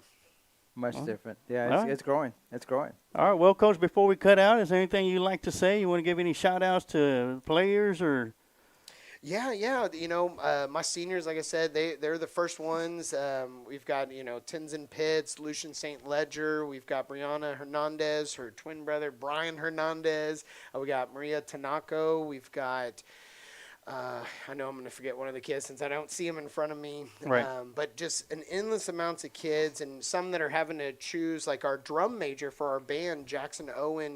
That was a tough decision to step away from fall tennis, but he's in the class. He's putting in the work, but he's going to be back with us in January. We also have Eric Jacob that's coming through. But these seniors have been with me from, through junior high camps and everything else. And when you really look at a family as a team, it's those kids. And we've got a lot of young kids coming up, like Matthew McClary and Mason Martinez, and just so many awesome kids. But just love the support. We always see people walking by.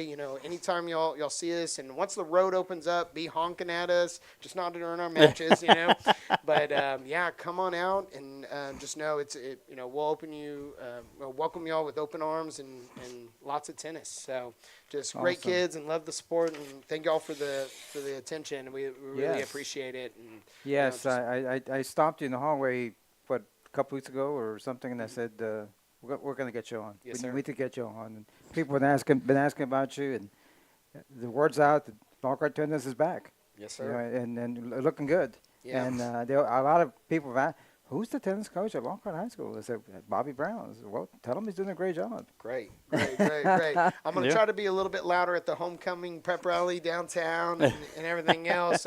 They moved my classroom to down in the center of the building of the high school, and I'm like, great, more attention. I love it. I'll take it where I get I couldn't find you there this afternoon. I'm used to having you way back there, so okay. Yes, sir. Yeah, but definitely let's try and get together sometime this year, and even if I'm able to get one match out of the way, to give it a tester to see what needs to be, where I need to set up, or something like that, to get the format down, or I'll meet up with you beforehand, and find a spot to get, and I want to try and get as much as possible as I can this year. With tennis, soccer, of course, volleyball, we're going to do more of this year, and we just want to make sure that we get as many Lions out there as possible here on the Lions Pride Sports broadcast. And if we could add tennis to the mix, yes, sir. Hey, the more the merrier. So good. Yeah, we got some big upgrades. We're going to try to get some easier spectation and try to get y'all to come out and cheer us on. And we just take it all. So anytime y'all get a chance, our next home match is this Saturday at 8:30 in the morning, and it's a little early for some, especially after the those fun weeks and Fridays and everything else. But if y'all can make it out and cheer us on, our next home game after that would be September 7th against Hayes. So around the same time. But we try to move them to the early ones that beat the heat and everything. Yeah. If I can't make it out this Saturday, I'll make it out for the Hayes so I can take a look and see what it is and.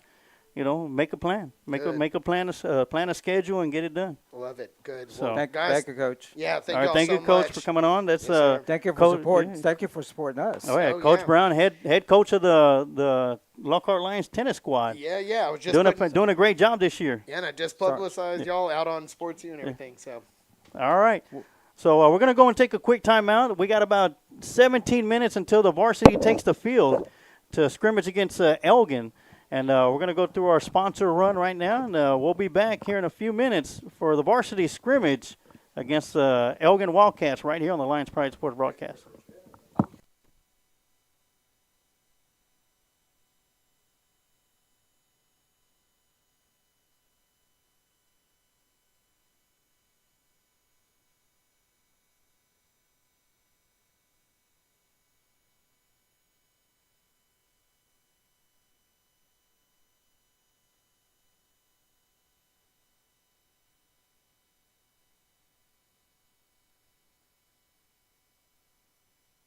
Adam & Sons AC and Heating is a locally owned business.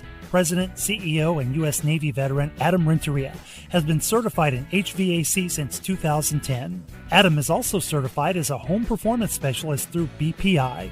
Adam & Sons offers professional work, excellent quality service with affordable prices. Whether it's commercial or residential, Adam & Sons is the one to call.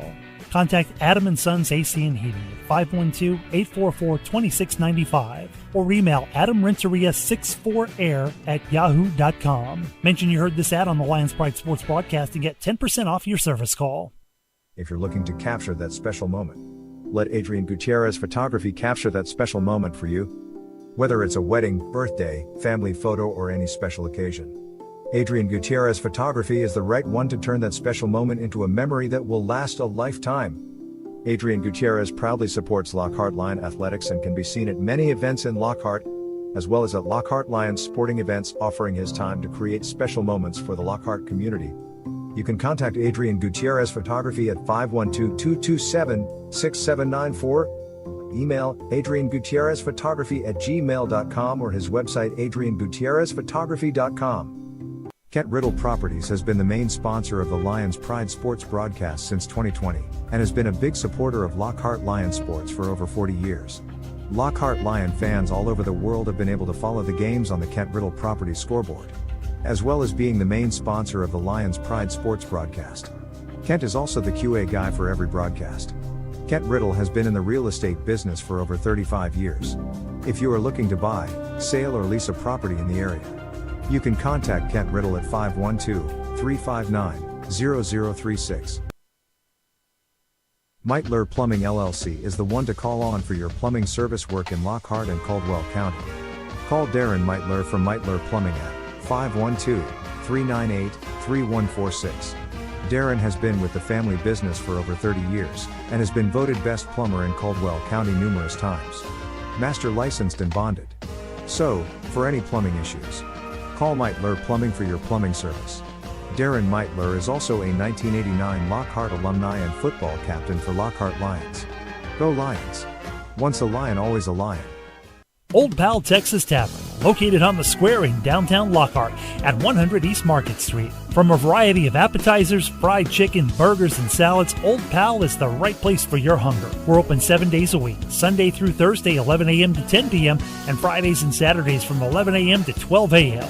Our kitchen will be open late for Lockhart Lions Friday Night Lights home games. Old Pal Texas Tavern, cold drinks, fried chicken, and famous smash burgers are perfect for your after-game score.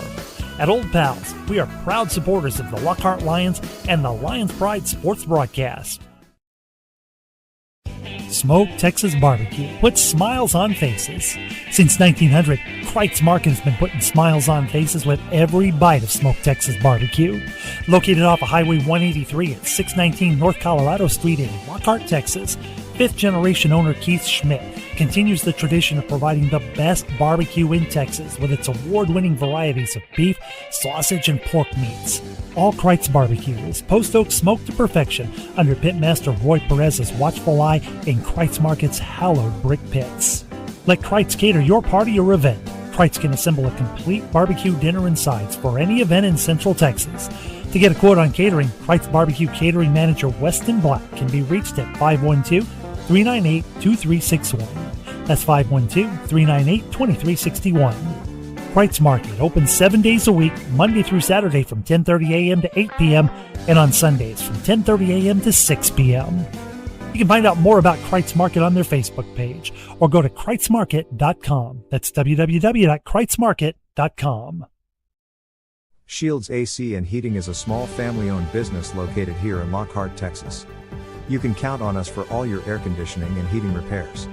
Here at Shields AC and Heating we service commercial and residential HVAC system as well as refrigeration, ice machines and walk-in coolers.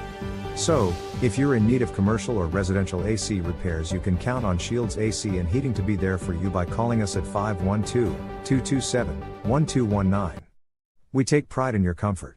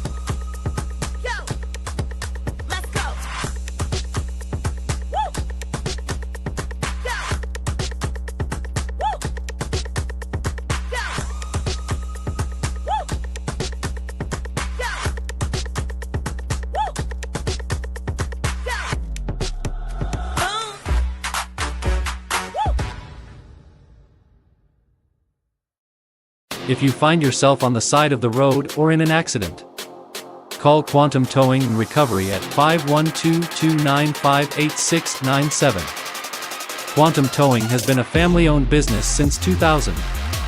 We offer 24-hour towing and recovery service for your vehicle. With 4 locations to serve you in Kyle, San Marcos, Luling, and Lockhart, Quantum Towing is only a phone call away. My name is Nathaniel Gonzalez, also known as My Time Gonzalez on the football field. Same formation. Same play. Hand off to Gonzalez. He got room to run across his midfield to the 40, the 30, the 20, 10. End zone, touchdown, Gonzalez. When I'm not on the football field, I run a small Christian brand with 2 of my friends, Sam Mancius and Gabby Longoria. This allows us to spread our Lord and Savior's message. We make shirts, shorts, sweaters, cut-off hoodies, car decals, and drawstrings backpack. My design is to have a unique verse of your choosing on the back of the shirt or hoodie. If you would like to support Stay Holy, scan the QR code and check out what we have. Or for more info, you can send us an email to stayholy21@gmail.com. If Jesus could do it all, we could try. God bless and go Lions. Welcome to today's broadcast of Lockhart Lions Sports on the Lions Pride Sports broadcast, brought to you by our main sponsors: Kent Riddle Properties, Kreitz Market and Quantum Towing. And now from the Lions Den with broadcasting crew of our football analyst, the coach Amato Galvez. Color commentary TD Tom Dunn. And the voice of Lockhart Lions Sports, Emilio the Sarge Juarez.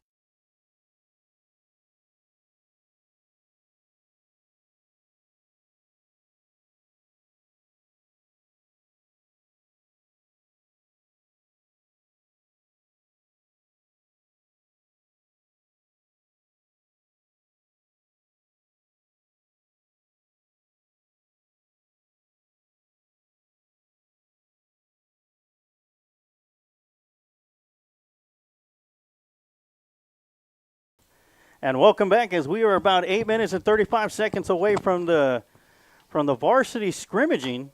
Of course, if you can see, we switched over to Mr. Bishop and his audio video crew that has brought us live video feed for every home football game for the past 3 years now. They've done a wonderful job in bringing us a very professional look when it comes to video for Lockhart Lion football here at Lions Field.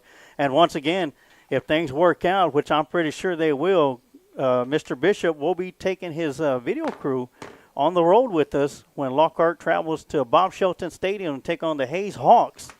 So that's going to be an exciting time. That's going to be on October 4th. So they'll hit the road with us, and hopefully with the next season or so, they'll be able to hit the road with us for every Lockhart Lion football game, and we'll be able to bring you great video. That will be homecoming for Hayes. Yeah, and we'll be able to bring you great video for every game, whether it's at home or on the road.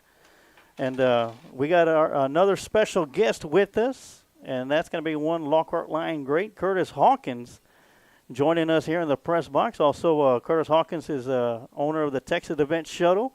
Of course, we had our Ride in Style last year, and it was fantastic.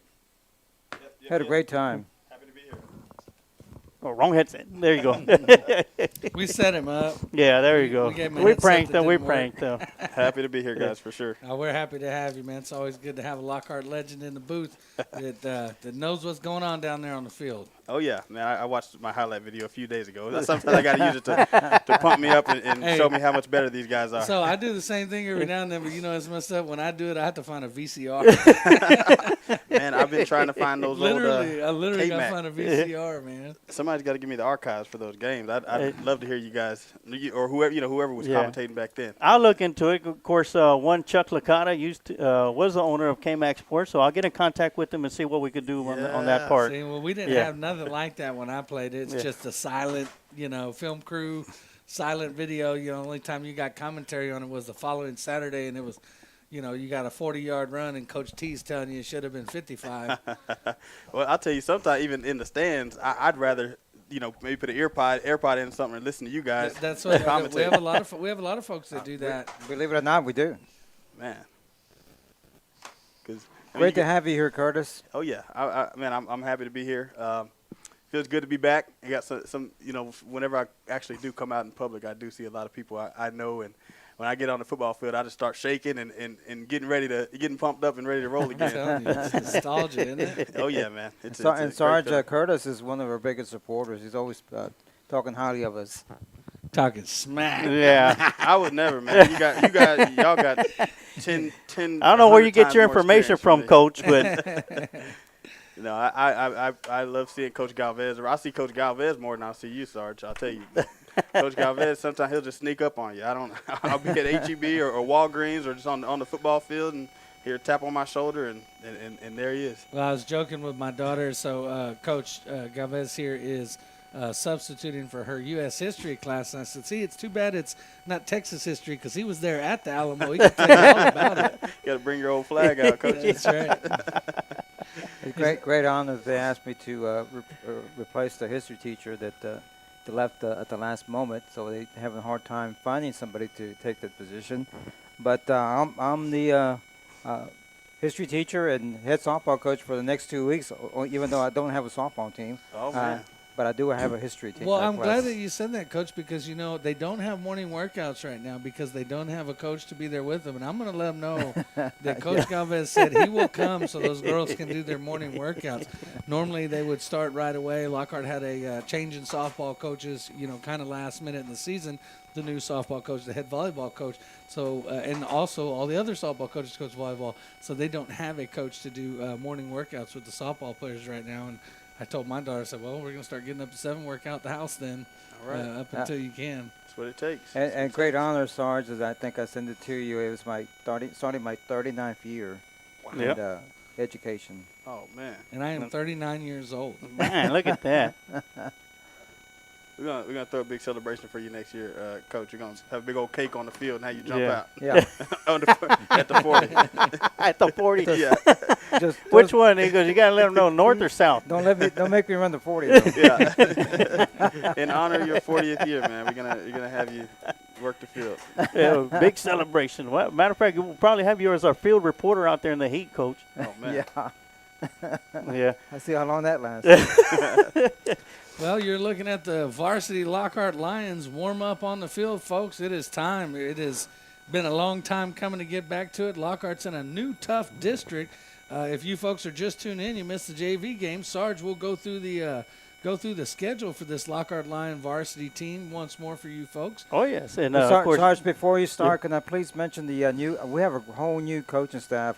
I'll just mention the last name because I don't know their first name, but these guys are young, enthusiastic, they're doing a great job. I told Coach Mavis, you did a good job of hiring these young coaches.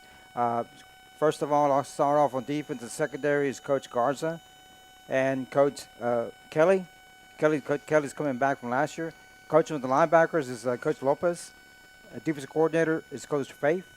Coaching the defensive line is Chris Jennings. He's a Lockhart boy, and he's coming back from last year. And another Lockhart guy helping them with the defensive line is Larry Marcel, doing a great job. Offensively, offense coordinator is going to be Coach Williams. Coaching the quarterbacks is Coach Cooper. Coaching the receivers is Craig Mager, a Luling guy who's doing a fantastic job. And Coach Garcia doing a good job with the receivers also. These guys are young, enthusiastic. They're doing a good job this year, and we're very, very lucky to have them. Well, of course, Coach Mager comes from, as you mentioned, Luling. Of course, he was drafted by the San Diego Chargers at the time. Chargers played for them for 2 years. And 1 year for the Denver Broncos. And speaking of Luling, shout out as always to Eric Lugo down there and Luling Eagles Sports Broadcast. I think they're in their fourth or fifth year down there, bringing you Luling Eagles Sports. Mm-hmm. For those of you around Caldwell County who don't have taste, you can watch, Luling play. Yeah. On Friday nights. They are actually in their 6th year also. And Luling's done a great job improving over the last few years. They really have made improvement. They kind of had some real down seasons there, and they've turned it around the last few years and performed quite well. Look for them to keep improving down there. Little brother down south. They have a young new coach coming over from Cedar Creek. Trying to work on the video right now. Of course, they're having a little difficulties on the audio-video side of things. They'll get us there before we get started. Oh, yes. And, of course, go through the schedule that we have. Of course, next week is a season kickoff. Sarge, is there a way to put our schedule up on our screen while we're waiting for him to that I could easily? Yeah. Well, Sarge, go through it anyway for you. August 30th, we'll head to Victoria to take on the Victoria West Warriors. September 6th, back on the road again at San Antonio Legacy Stadium to take on the San Antonio Southwest Dragons on September 6th. September 13th will be the home opener here at Lions Field as Lockhart will take on Lehman. And then we hit the road again for September 20th, and we'll be playing at the Puff Field against Pflugerville Hendrickson. And then we come back home for homecoming September 27th to take on the Cedar Creek Eagles. And then we hit the road on October 4th to take on those Hayes Hawks. And then we have an open week on October 11th before we come back on October 18th for another home game against Pflugerville Weiss. Then we hit the road for the first of 2 road games at College Station to take on the College Station Cougars on October 25th. A home game against Austin Anderson on November 1st. And we close out the season at A&M Consolidated to take on the Consolidated Tigers on November 8th. And that's when we will have our Ride in Style 2 with Curtis Hawkins, the Texas Event Shuttle. And, of course, if you want to enter your name into that contest, all you got to do is in the comment section type in "Right Again," and your name will be in the drawing. And, of course, we're giving away passes for the Lehman game, the first home game. And if you want an opportunity to win passes, free tickets for that game, all you got to do is type in the comment section, "Beat the Lobos," and your name will be entered into that drawing. And we will have that drawing on the week of September 6th. Or we'll probably do it at the San Antonio Southwest game at Legacy Stadium. We'll select the first winners of the Ride in Style 2 and the tickets for the Lehman home game, for the Lockhart Lions home opener against Lehman. And Curtis, I believe the last time, I hate to bring up bad memories, but the last time Lockhart played Hayes was during your senior season, if I'm correct, or your junior season. Yeah, it's on. And that was a very tough game right there, and a game that came down to the final play of the game. A game that could have been a tie, but the coach was it Coach Herman at the time, if I'm correct? Yes, it was Coach Herman. Yeah, Coach Herman, of course, rolling the dice, wanting to go for the win, and of course didn't go the way of the Lockhart Lions, but that was one heck of a game. Yeah, it's one I'll definitely remember. I mean, I'll probably bring it up at every class reunion, and if I see our old kicker who could have won that one for us, if I see him, I would have, I'd give him an earful as well. But it's definitely one, man, I wish we could have had back, because that was like the last time we were going to play them. Right. It went to double overtime. C.J. McKinney was supposed to get the ball, and then they called a timeout, and they called my number, and I didn't push it in, man, but I think I'm better for it. Sometimes you got to experience that. But, man, I would have wished it would have turned out differently. I probably would have been a whole different person by now. I'd have been rich. Yeah, I got some trauma right there. It would have been like, that game. I'm saying we had some rough ones. but like, you too. know that guy Curtis Hawkins. Yeah, you know he's running for president this year. Man. So my junior year, Curtis, we made our ex-mayor, Curtis Hawkins? my junior year, we made the playoffs in the first time since it was 30-something years. Daryl Thomas, who was my running backs coach, was on the last team to make playoffs. So junior year, we make the playoffs and get knocked out in the first round by Austin Reagan. Okay. And so they say, we're scheduling them for homecoming next year. And, boy, we were ready. And we came out, and they beat us 64-14. Oh. But I scored 2 touchdowns, got to 14. So Okay. I had a good game. Like, But, hey, I did my was part. there, man. I did my part. but, yeah, so they knocked us out of the playoffs, and they came in and whooped us on homecoming. I'll never forget that. That stung. I had to rip up all those "It's Our Year" signs and all that. Oh, yeah. And I tell you, Reagan was tough back then. They went pretty deep in You the talk playoffs. about speed. I mean, they had linemen that, ran 4.9. It was ridiculous. Wow. Just ridiculous, their speed. It was hard to keep up with. He won the very last very good football teams that Reagan had. Yeah, and after that, they just kind of just fell apart. Dived down. Yeah, then after they changed Reagan to, was it Northeast Early College, it's never been the same Yeah, since then. doesn't sound the same. Doesn't sound like a football team. My mother-in-law was a Reagan alumni. And so we see the varsity players along the sideline. This is first scrimmage of the year. Lockhart playing Elgin. First time these two teams have come together in quite some time. We'll get you as many players as we can, folks. The returning varsity players from last year, those guys do have their names on the back of their jerseys, and I've been hard at work writing them down here, trying to pick out who we can. And then we've got quite a few players who do not have names that are coming up this year that have made this varsity squad. Some of them we'll know, some of them we won't. If you see your young man there, comment, give us his number if you figure out what number he's wearing, and we'll make sure to call him out. Looks like the referees are getting just about ready to get this one set up. Lockhart does have a strong returning class. They may have lost their quarterback, Mr. Lockhart Ashton Dickens, but they have a lot of returning starters. And a few of those, just to mention real quick, they've got Jordan Frohawk, who's committed to Nebraska, coming back, Mr. My Time Gonzalez. You've got Caden Mabus, a returning starter. You've got Gage Deutsch, receiver on the outside.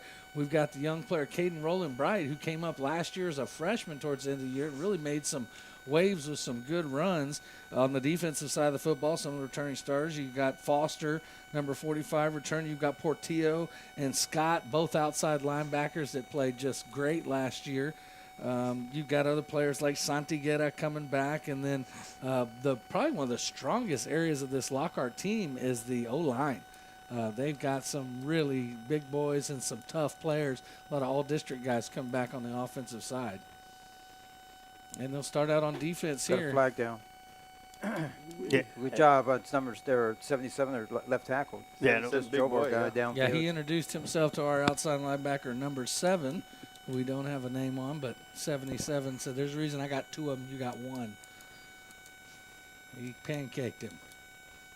Yeah, and one of the defensive guys that I got my eye on this year is Santiago Guerra. He's not the biggest guy out there at linebacker, but I tell you what, he's got if you judge him by his height, by his size of his heart, he's probably going to be about 6'7" out there. And it looks like your 2 starting inside linebackers are going to be Joseph Zarita and Santiguera. They're wearing number 25 and number 30 respectively. And then I know Portillo is on the top side at outside linebacker. Guerra does a good job protecting the plate, right, Sarge? Right. Oh, yes. That's a catcher. Now, This means he's smart. Curtis, I see you wearing a Warriors shirt. You want to talk about them real quick? Oh, man. That's something coming up this year, ain't it? I've got many hats, man, and Warriors. So we just finished up our basketball season, our select season this summer. I think they've been in existence for 2 years. I'm helping out with Coach Anthony. He's got a son on a 7th grade team. Right. We've coached together in CFPO, but it's a good organization, man. They're starting up. They're getting kids some good competition. In this local area as well. That's not good. We'll travel down. And they're wading into multiple sports, too. It's not just basketball. They're working on baseball, softball. Oh, yeah. Everything's to come at this point, and I'm excited to be a part of it. Like it's good just seeing the kids, seeing them develop, and it's a little bit different than the school ball, just because the competition. You never know what you're going to see. You can't really just scout them out. You got to show up to the tournament. And we talked about that with another coach earlier, playing. Scheduling tough opponents early season, and that's one of the advantages of an organization like the Warriors. You get kids into, say, select baseball and softball, then you can travel and see some really good teams and just get some good broad experience that helps a ton as they transition into high school athletes. I've talked a good bit with Coach Anthony about that as well. Awesome. Got a flag down. Yeah, it looked like the receiver slung the defensive back down on that one. Probably could be offensive interference. Yeah, it looks like the Elgin coaches are not protesting too much. Yeah. No, it was. Well, it happened right in front of them. It was pretty egregious. So the format of this is are they just doing it as if it's a regular game? They're doing 8 minutes Elgin offense, Lockhart defense, and then the ones that do 8 minutes Lockhart offense, Elgin defense. And they did call that one against the Lions. And then they'll do the second teamers 8 minutes apiece, offense and defense. Okay. And then they'll go back to the first teamers 6 minutes apiece. And then they'll do a special teams punt, live pressure with no return, field goal attempts with live pressure, Lockhart 6 kicks, and Elgin with 6 kicks. Ooh, no, it hit the ground. Well, that's the first I'm hearing of that special teams. And they're calling it a catch. And then they're going to have a live 15-minute quarter. No kickoffs or kick returns, and no live rush on the punts. All punts will be fair caught, and a punt will be a change of possession regardless if there is a muff punt. And that's the way it's going to go. I don't know if it's going to be one 15-minute session or a half. They'll do it that way. Got it. So on the defensive side of the football for the Lions up front, you got returning starter Foster playing defensive end. He definitely made an impact last year, battled through some injury at times. He's number 45 on the near side. Tearing it up. Well, and big run for he's pushed out of bounds. And tackle number 2. Please be patient with the audio video crew. This is their scrimmage as well. Also, they got a new crew working the cameras here today. That's why they have it. The one to do it today is a good practice scrimmage for them. Well, new crew, the camera's unmanned at the moment. What is it? AI control? How does this work? We got the 50-yard line camera on us right now. All right, so that'll be 1st and 10 from the 15 for the Wildcats. They're knocking on the door here in the early part of the scrimmage. Quarterback. Oh, nice fake. That was a great play fake. And great block on the outside to seal the cornerback out there. Yeah. And that's a great design play, great executed play there by the Elgin offense. One thing, watching their film from last year, that they did a great job of executing their RPO. And a lot of times, their quarterback was a great athlete, and he kept the ball most of the time. This is for the Elgin team? Yes. Awesome. I can see why. He definitely has a good bit of speed. Spent a lot of time working on it, you can tell. Yeah, he had a good burst to the outside.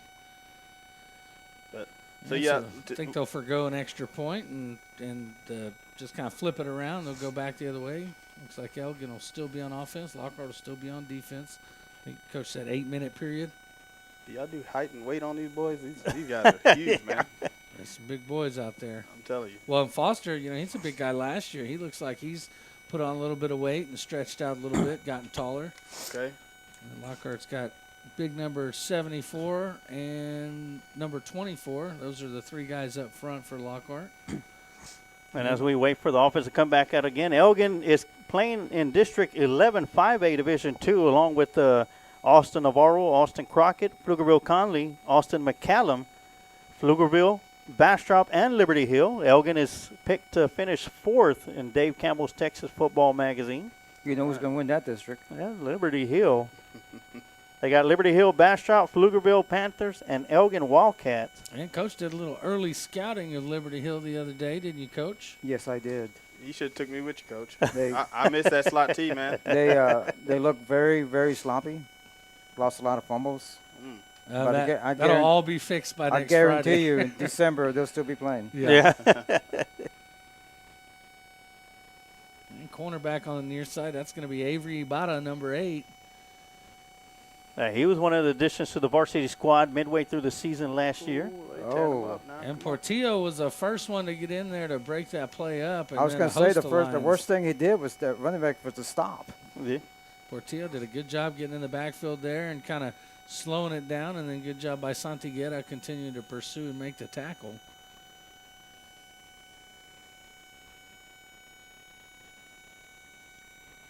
I think Zarita also got in there as well. So Lockhart on the sideline, you can barely see their heads on the bottom of the screen. Lockhart's got something they haven't had in a while, and that's numbers. There's a few more kids on varsity this year than we've had in the past couple years. So that'll bode well for getting some rest here and there for the Lions. 2nd down and 14. All right. Big hit on the far sideline. Of course, talked about the quarterback for Elgin. That's Dylan Owens. Dave Campbell has him down. Has potential to play at the next level. So, but he's young. Yeah, he's young. He's a young quarterback, and one of their playmakers that they expect to show out big for the Wildcats this season, as they were in a tough district themselves too. And that hit made right at the line of scrimmage. That was number 9 on the far side for Lockhart, bringing the wood. He's not very big, but he definitely brought the wood on that play. And speaking of size, saw them coming out. This number 3 down here on the near side for Elgin, that kid is huge. He's probably 6'5". Very tall. Ibarra will be covering him. They're looking towards his left with the deep pass down the far sideline. Great Good coverage job. on the far sideline. Number 9, good job. Number 9, we don't know his name, but he's making his presence felt That's already. That kid from JV last year, isn't it, Sarge? I believe so. I can't think of his name. I'm sorry. My mind went blank. Well, Well, I'll tell you what, we'll have his name next week on the roster. So, little man, big heart, that's for sure. Well, there is a lot of people out there. A lot of guys on our sideline. Right, Good. and I mean, I love to see that. And yeah, that's good. It's going to help us down the road, especially we're getting bigger and bigger. yeah, moving up to 5A Division I is it's a big difference from 5A Division II. We're still one of the smaller schools. We were one of the larger schools in 5A Division II with low numbers, and we move up to 5A Division I, and we got some, like you said, good numbers on the sideline. So. And so we'll get our first look at the Lockhart Lions offense here as they march that big offensive line out there. Mabe was at quarterback. All right, So he'll have 2 running backs in the backfield with him. He'll have both Bright and Gonzalez. And Frohock will be split out wide near side, and Deutsch split out wide to the top side. So this would be 21 personnel for the Lions, 2 receivers, 1 tight end. They had good success out of this formation last year. And that's going to be Bright. Good. Tough run for about 12 yards and a first down. And the sophomore gets Lockhart rolling with a first down on the first play of their scrimmage. Been following along with him on social media. He has worked hard all summer long. Yes, he has. Day in and day out to become a better player, and he does a real good job of sharing what he's doing on social media. TD, when he got finished with the summer conditioning, his uncle took him out and worked him out again. And here's my time with this.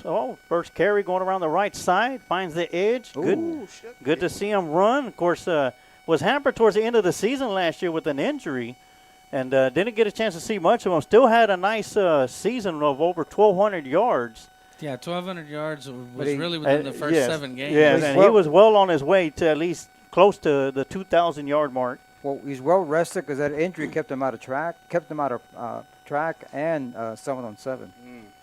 Oh, and I do want to send our condolences to Nathan Gonzalez and his family. Recently lost his grandmother a couple of weeks ago, so definitely our condolences go out to his family and everybody. And we'll get to visit with him this coming Thursday, yes, because he's going to be one of the first players that we invited to come talk to us on the JV night. And we talked about Lockhart with the new offensive coordinator, but they do not have a new offense, folks. They run the same offense. So that did not change. The play calling may change some. And a little bit of delay, miscommunication maybe on the handoff there. It's a scrimmage. You expect to see a little bit of that. Yeah. Little miscommunication on the front line on picking up their assignments right there. And you'll see coming into the game number 83. I don't have this kid's name, but I can tell you he lit it up in the spring game. Another guy that's not not real big, but don't let it fool you. Wesley Abel. Wesley Abel. There you go, Wesley. Wesley. Yeah, Wesley Welker. Wesley Welker. Yeah, Wesley Welker Abel. Yeah, he had a big spring game for the Lions out The here. kid's all hands. That's all he had. All hands. And he's got good bit of speed and real good movement with the ball in his hands. Trips on this play. And we'll see Mavis passing for the first time. Great job on stepping inside the pocket as it collapsed around him. A great job by the defense to wrap him up and bring him down. And that'll bring up, that's going to be a 4th down for the Lions. Looks like it's going to be about 4th and 5. Move it back. And they'll move it back to the 25. Yeah, they'll restart back to 25 again. So Lockhart moved the chains in their first drive, but unable to do it more than a couple times there as their drive stalls out. Quarterback and running back receivers will come over and have a quick talk with the offensive coordinator on the side. They'll reset and go at it again. Yeah, they'll move it to the 35-yard line. You know, one thing I've noticed watching the preseason in NFL, you know, of course, a lot of times the college would like to mimic them in some of the rules. And then it goes down to high school. I hope they do not follow that rule of the new kickoff that they got. Because it takes don't worry, they will. Don't worry, they will. Well, you've yet to see it, but what it basically does is, and I don't know how you do an onside kick, or can you even do an onside kick? It has to be in the fourth quarter. In the fourth quarter, and you have to let them know that you're doing it. Right, and then everybody knows it, so it's taking away that element of surprise. Mavis rolls to his left, throws to his left, is going to be low and outside. Intended for Gage. Yeah, for ball 1. No, that was That's for Hawk. Yeah. Don't. It seems like Sarge everything the said low NFL and outside does. for ball 1. I love Sarge, everything the NFL does, the colleges follow. Now you had the headphones, that speakers in the helmets. One of the things that's cracked me up recently, I'm sure you've seen pictures of the pro players with their extra padding on their helmets. They look like the little giants. Their heads are so huge with those pads on. I saw a deal where Travis Kelce was imitating the kids with the little giants. I can't see with this thing on. So back to one running back now. It's my time. All right. Nice little sidestep to pick up a yard or so. I'll tell you what, the Elgin defense is a pretty good size and very quick. aggressive. Yeah. I don't know if you noticed their offense was too. Some big boys on the Elgin side of the football. And Elgin is Division 5A, Division 2 still. Yes, Division 2. So they're where Lockhart was last year. They'll get to play Bastrop, which hasn't always been a rivalry for them because size difference. But now that they're matched up, I can see that becoming a pretty good rivalry. I imagine they try to keep them pretty close in districts over the next few years. I definitely would like to see one season to where Lockhart, or actually a couple of seasons, Lockhart and Elgin, along with Bastrop, in the same playing, in, whether it's in the same district or non-district games. We call it the Barbecue Bowl. Has to be non-district because we're going, and it seems like Bastrop's staying the same. Great job by Mavis there, showing a little bit of his power, putting his shoulder down and picking up 7 yards. Mavis is a good athlete. Excellent baseball player. We saw it a few times last year on the football field as well, where he got the ball in some jet sweeps and such that he was able to turn into touchdowns for the Lions. And not only that, he came on strong towards the end of the season, especially in the playoff game against Alamo Heights, against probably one of the biggest studs Alamo Heights has ever had on the field, and Michael Terry. And Mavis did a great job covering him. Well, one of the big things to remember, for a freshman, yes. Several of these guys, they're sophomores now, but it's not their first year on varsity, so they're sophomores, but they've already got that year of experience, including Mavis, Frohock, and a few others. Well, an ill-advised throw right there, almost picked off by the Wildcat defense. The pass was intended for Abel. And they'll bring up 2nd down and 10 for the Lions. Now, Curtis, you mentioned earlier you have many hats that you wear. Yeah, many hats. What are some of the other hats that you got going on? Well, right now we're in season for the CFPO. Lockhart CFPO with the young guys, age 5 through 12. We just got a new field over on East Market Street, so we're kind of breaking that in with all our divisions. I don't know, Coach Memo and Coach Dillon may not be here, but I guess I'll advertise a little bit. We have our burger plate sale this Sunday. It's $8. You guys come get burgers, chips, a drink, and everything comes back to support the programs. Right. And is that going to be at O'Reilly's like it has been? AutoZone, I believe. AutoZone. AutoZone. Yeah, and I believe that they they try to make sure that every kid gets to play, regardless of income or whatever status. So all those funds go back to the organization. When you talked about the new field, that's a big deal, folks. What that means is they've got a place to play and practice with lights. Yes. All the games are in San Marcos still for CFPOs. Lockhart's part of the San Marcos League. But having a place where they can practice it with lights is a big deal, as we see Rolling Bright with a big run.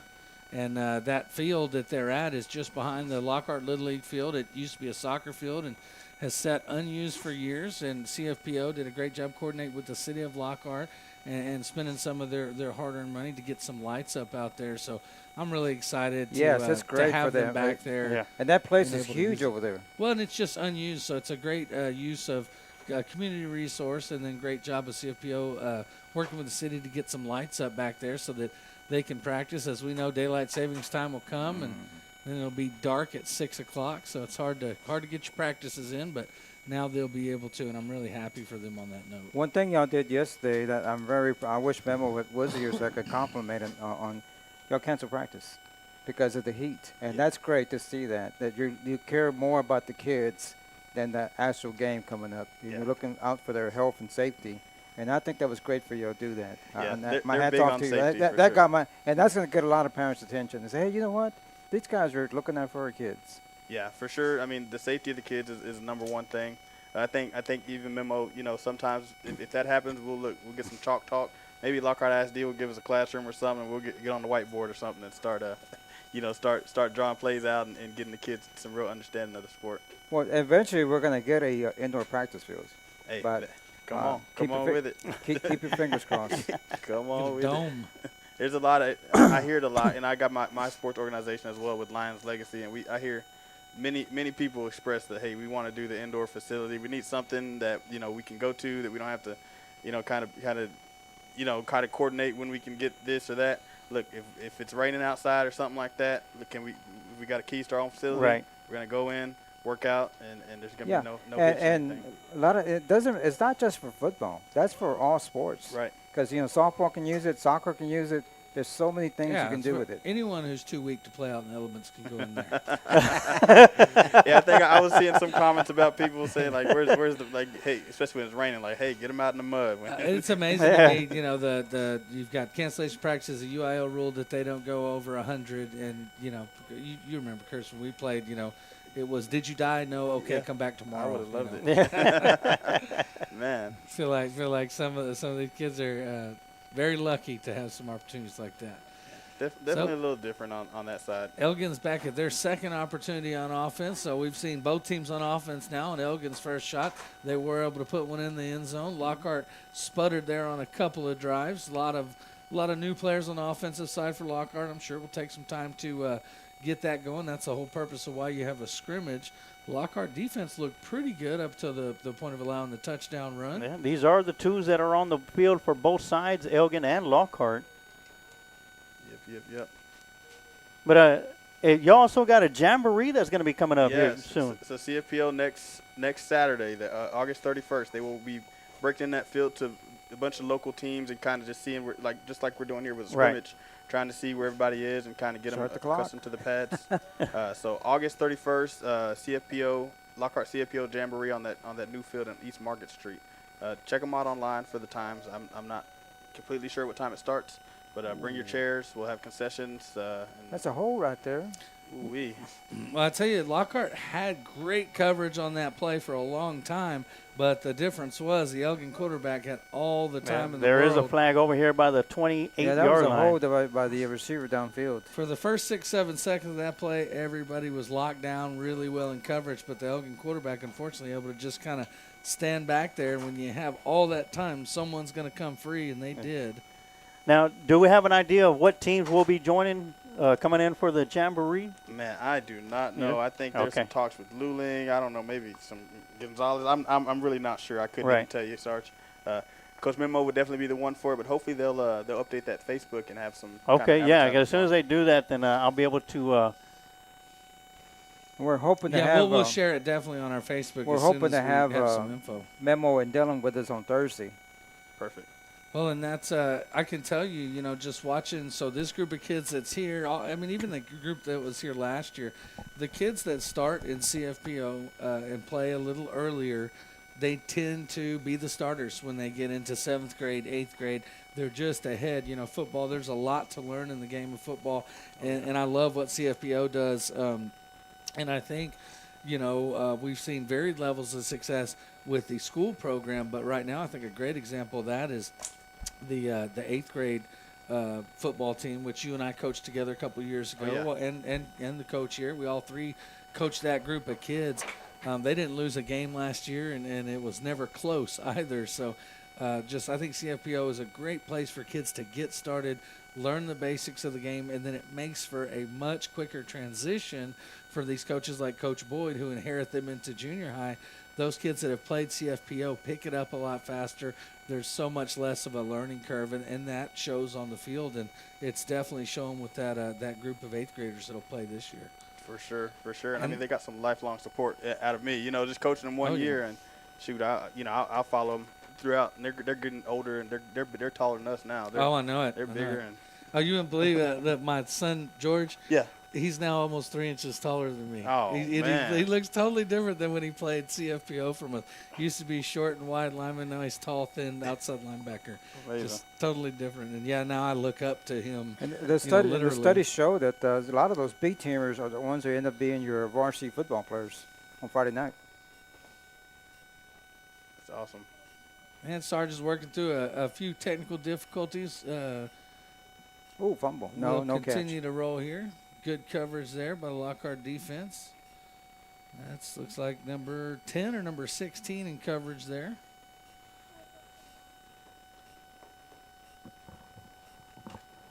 And so Elgin kind of moving the ball down the field, but a big third down opportunity here for the Lions. See if they can get a stop and reset Elgin back to their own 35. I coached in 2017. My first year, I actually coached with Coach Dickens and there was a bunch of other folks too. But Dickens that was the the most group notable. that graduated last year. Right.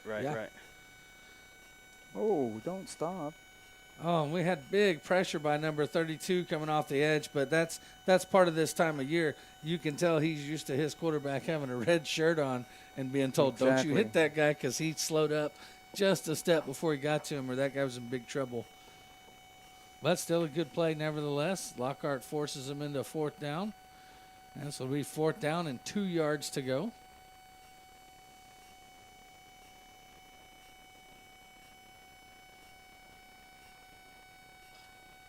And looks like they're gonna flip around.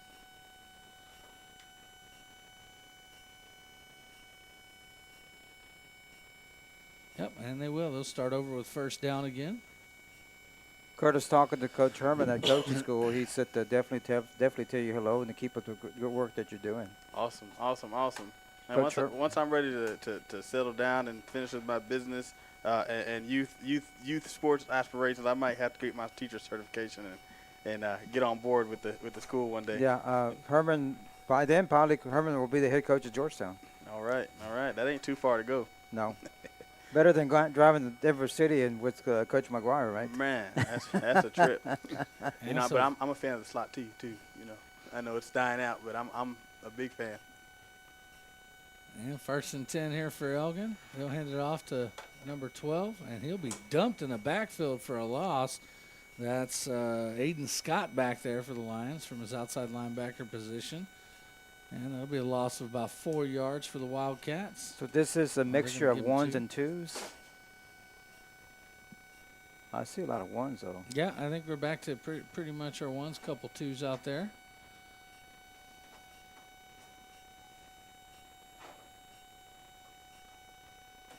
Excuse me, Aiden Scott came down from his safety position, not outside linebacker.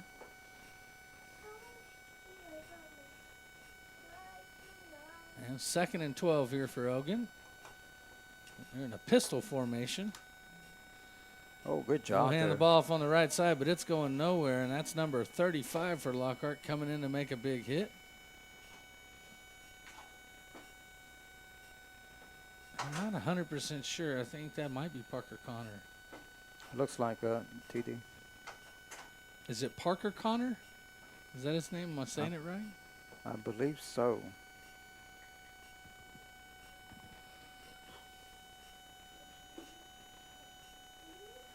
And I believe number 4 out there, that's Ancita out here at cornerback in the game. Son of my favorite umpire of all time, Mr. Paul Ancita, big supporter of Lions Pride Sports Broadcast. Sure is. And you just got playing a whole series on JV ball.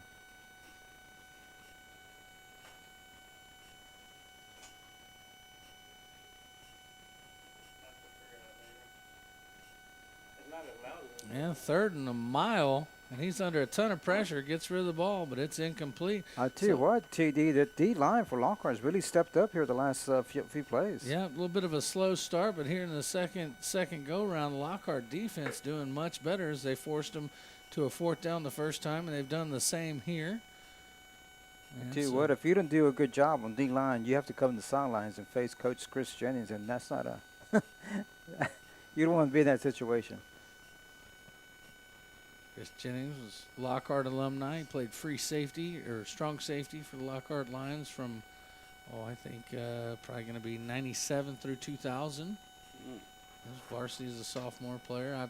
And he was a quarterback, and yeah. I don't see how they let the offense coaches give him up to the defense, because Coach Davis he's my free safety. Okay, Coach. Well, that group of players they had so much talent in the class of 2000 that they could afford to spread them out. The quarterback for that team was Anthony Alfier, great quarterback for Lockhart Lions.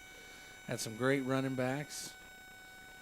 Good job, defense. J.R. Kirshmer, Chris Castillo, and on the defensive side of the ball, man, they had some juggernauts too. They had Eddie Vasquez at linebacker. They had Chris Jennings back there at safety. That was a strong football team, and I hated them because I had to run scout team against them day in and day out. They're a couple years older than me. And so Lockhart does a good job in that defensive series. Looks like they'll flip the field, and we'll get another look at the Lockhart offense now. And we had Deutsch come out, Mavis came out and did the first series. Looks like we'll see Noel Hymes take command of the offense here in the second series. As Coach mentioned before the start of the scrimmage, that's still an ongoing battle. I think it could go any which way. You could see one of them get starting job. You could see a mix of both of them. Number 3 is Nathan Rowland, and Kaylee Rowland is number 7. All right. I got a bunch of little cousins on the team. That's a couple of them right there. And then Caleb's big. Hold on, where's Caleb? So number 10 is Noel Hymes. And then Malik. Two at the backfield. We saw Noel make some plays on defense, and he gets that one out to Gage Deutsch on a quick screen. Ooh-wee. And Deutsch is able to move the ball for a couple yards before he's wrapped up by a gang of Elgin players. Some monsters out here, man. Oh, they're going to say no gain.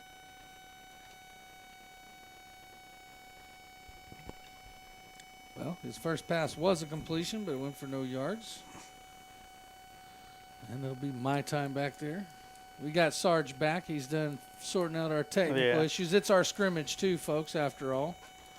Yeah, there's a little buzzing. Hopefully get taken care of. If not, by the time the first game rolls around, it'll be squared away. Yeah, Coach, most of this equipment has been in the closet there for a couple months. Right? Yeah, it has. That's rolling bright on that run. Picks up a chunk of yards for Lions. Looks like they're going to give him about 8 yards, so it'll be 3rd down and 2. It's got some cobwebs in it. Just a few. Yeah. And you got to think 3rd down and 2. You got my time in the backfield. I think maybe we'll see a zone for him.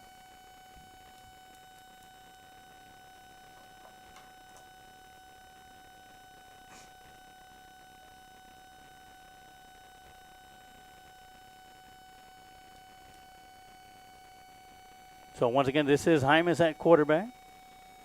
And it's going to be RPO, and he'll throw the ball, and he'll complete it. All right. All right. Number 4. Good catch.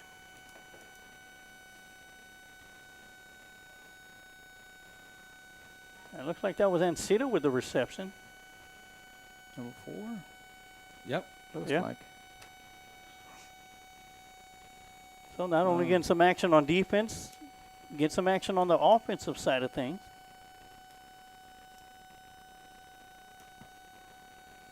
And of course, TD, you talked about you it. know what? We're wrong on that. There's two number there's fours two number out fours. there, All right. And Cedar played defense and he's come off the field, so we'll try to figure out who the second one is.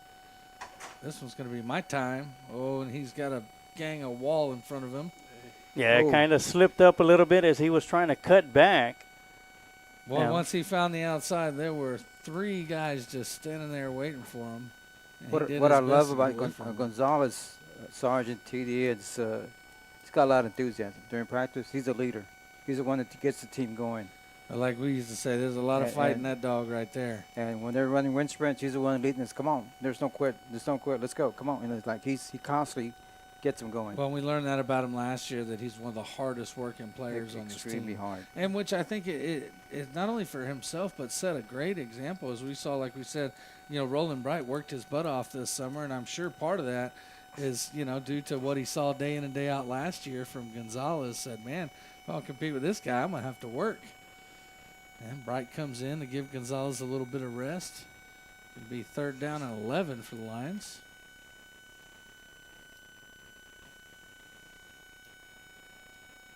And we see some of the ball boys down there on the sideline. Those are some of the 7th and 8th grade football players down there.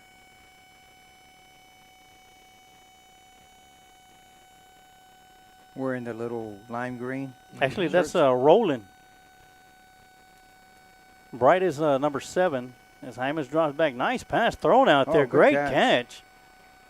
Good catch. You said KB Roland was number 7 and Roland Bright's number 3. Or Nate, is it Nate? Nathan Roland. Nathan Roland Bright. Yeah. We'll get them all down by next week. Oh, yeah. We'll have a roster next week. That was a great throw by Hymas, but an even greater catch with the defensive cornerback right on him. And great job by the front line, giving Hymas enough time to make the throw. Got a flag. That's going to be holding. Nice move, nice running. The front line of Elgin continues to just kind of push their way through and get in the backfield. It looks like Thomas Ramirez will be coming into the backfield, Coach. Awesome. Knee pads and shoulder pads. Number 31. Looking forward to have him as our guest in a couple weeks. He's all excited about it.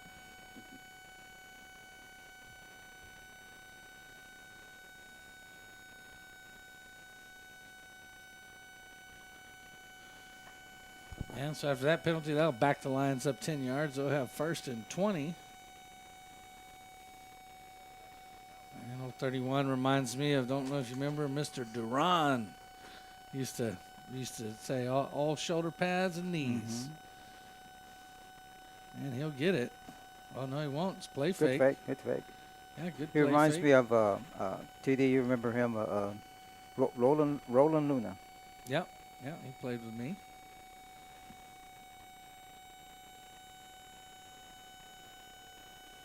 Went on to join the Marine Corps and is still there now. Still there.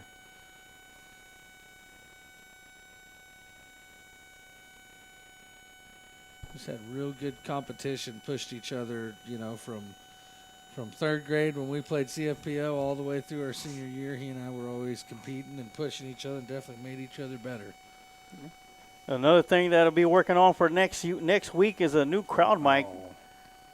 Pulled out the crowd mic from my bag, and of course, as Coach mentioned, a lot of this equipment's been away for a couple of months. So we saw right there, false start on the offense. That was Aiden Scott that got in there at wide receiver. I wondered, what that safety was doing at receiver. And you can see Coach give him a hard time. So that's why I play defense, Coach. I don't have to worry about the snap. Just wait for people to go. He's got 2 very excellent receiving coaches working with him. And we've got 3 wide receivers, 1 tight end, 1 running back here. And that's going to be Ramirez with the run. Whoa! And number 6 brings him down, but certainly pays the toll to cross that bridge. Yeah. And you mentioned it, shoulder pads and knees. That was the shoulder pads that time. Guys playing linebacker on offense. That sparked some life into the It sure did. the crowd and the sidelines for the Lockhart Lions. Well, folks, we broadcast from a room up top in the press box. It's got a glass front, and hardly any noise makes it in. And you know when you can hear a hit in here that it was a big one. It was a hit. Third down at 25 coming up. Deep pass down the near sideline. That's going to be pass interference as it was intended for Frohock. So that's going to be a fresh set of downs. And we were talking about I think that's one of those right there. I'd rather take a 15-yard penalty than give up 6. Well, we were just talking about number 31, that run before, did a great job picking up the blitz coming off the edge and giving Noah Hymas just enough time to get that ball out. Yeah, they're going to try and hurry up and get That's what the you call clock's going to run out. Egregious pass interference there. Oh, yeah. If it was basketball, that'd be a technical.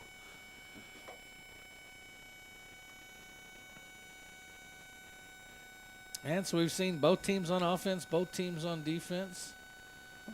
Let's see if maybe I think they have one more set of 6 minutes apiece with the ones, and then we'll head off to the 15-minute period. I want to thank all you folks for tuning in. I want to remind you guys we'll have the Ride and Style once again this year.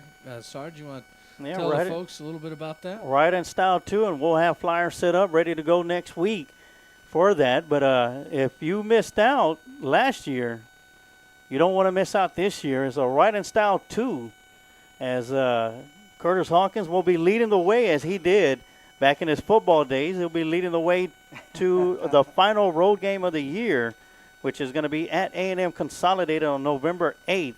It's going to be a Ride and Style and a Texas Event shuttle bus to where we will have 5 Lucky Lion winners and their guest, one guest each, to join us for this ride. And, of course, last year we had a great time heading out to Piper Stadium or Warrior Stadium to take on the Piper Warriors. This year, as I mentioned, is going to be against A&M Consolidated Tigers on November 8th. It'll be a 7 p.m. start. And you and a free guest, one guest, will be able to take a Ride in Style to a Lockhart Lion, to the final Lockhart Lion Road football game of the season. You'll get free entry into the game. You'll have your free tickets. You'll be fed. And sit back, relax, and enjoy the ride with fellow Lockhart Lion fans as we have the Ride in Style 2. And once again, if you want to get your name entered into that contest, that drawing that we will select on the week of September 6th at the San Antonio Southwest, against San Antonio Southwest Dragon football game. All you got to do is in the comment section type in the words "Ride Again," and your name will be entered into the drawing automatically. And you only get your name entered into it one time per broadcast. So you're going to have other times to get your name in there. Of course, the August 29th for the JV game, you'll be able to have an opportunity to put your name into that drawing. And, of course, the August 27th volleyball game, you'll have an opportunity as well in that. Oh, wow. So it's any broadcast that Any broadcast. Wow, that's awesome. So they could get their name on there 1, 2, 3 times on the wheel. You get the ride for free, you get to eat for free, and get into the game for free. Man, You can't beat that. Food was great last year. Oh, yeah. I should have took some home. And you have our great company. Oh, yes. Yep. This will be a quarterback keeper. And They blew the whistle. The whistle to play dead. Blow the play dead. Blow the whistle. Well, blow the It's whistle. one of those when you have a running quarterback, in a scrimmage, it's like a balance of do you want him to whistle it dead or do you want him to be able to kind of do his thing a little bit? And I think they erred on the side of caution a little bit there. He didn't look like he was done to me. And also, along with the drawing we'll have on September 6th at the San Antonio Southwest away game, we're going to give away free tickets to the season home opener as the Lockhart Lions welcome the Lehman Lobos on September 13th. And that's a revenge match. Oh, as the revenge Lobos match. gave the Lions a loss last year, and that was the Lobos' first win in 10 games. And if you want to That's enter the only game they won. Yeah, if you haven't done so yet in this broadcast, you want to enter your name into that drawing to win a set of free tickets courtesy of Kent Riddle Properties and the Lions Pride Sports broadcast. All you got to do is type in the comment section, "Beat the Lobos," and your name will be entered into that drawing. And once again, just as a writing style too, you have several opportunities throughout the week to enter each drawing on August 30th, August 27th, and August 29th. Good job by Santi Guerra on that last play, bottling them up. But that was enough for a first down, but they'll reset it back to the 35 once again. And once again, we're in our first set of 6-minute periods. Lockhart will have their 6-minute period, and then we'll head off to the punt and field goal portion of it before we get to the 15-minute half.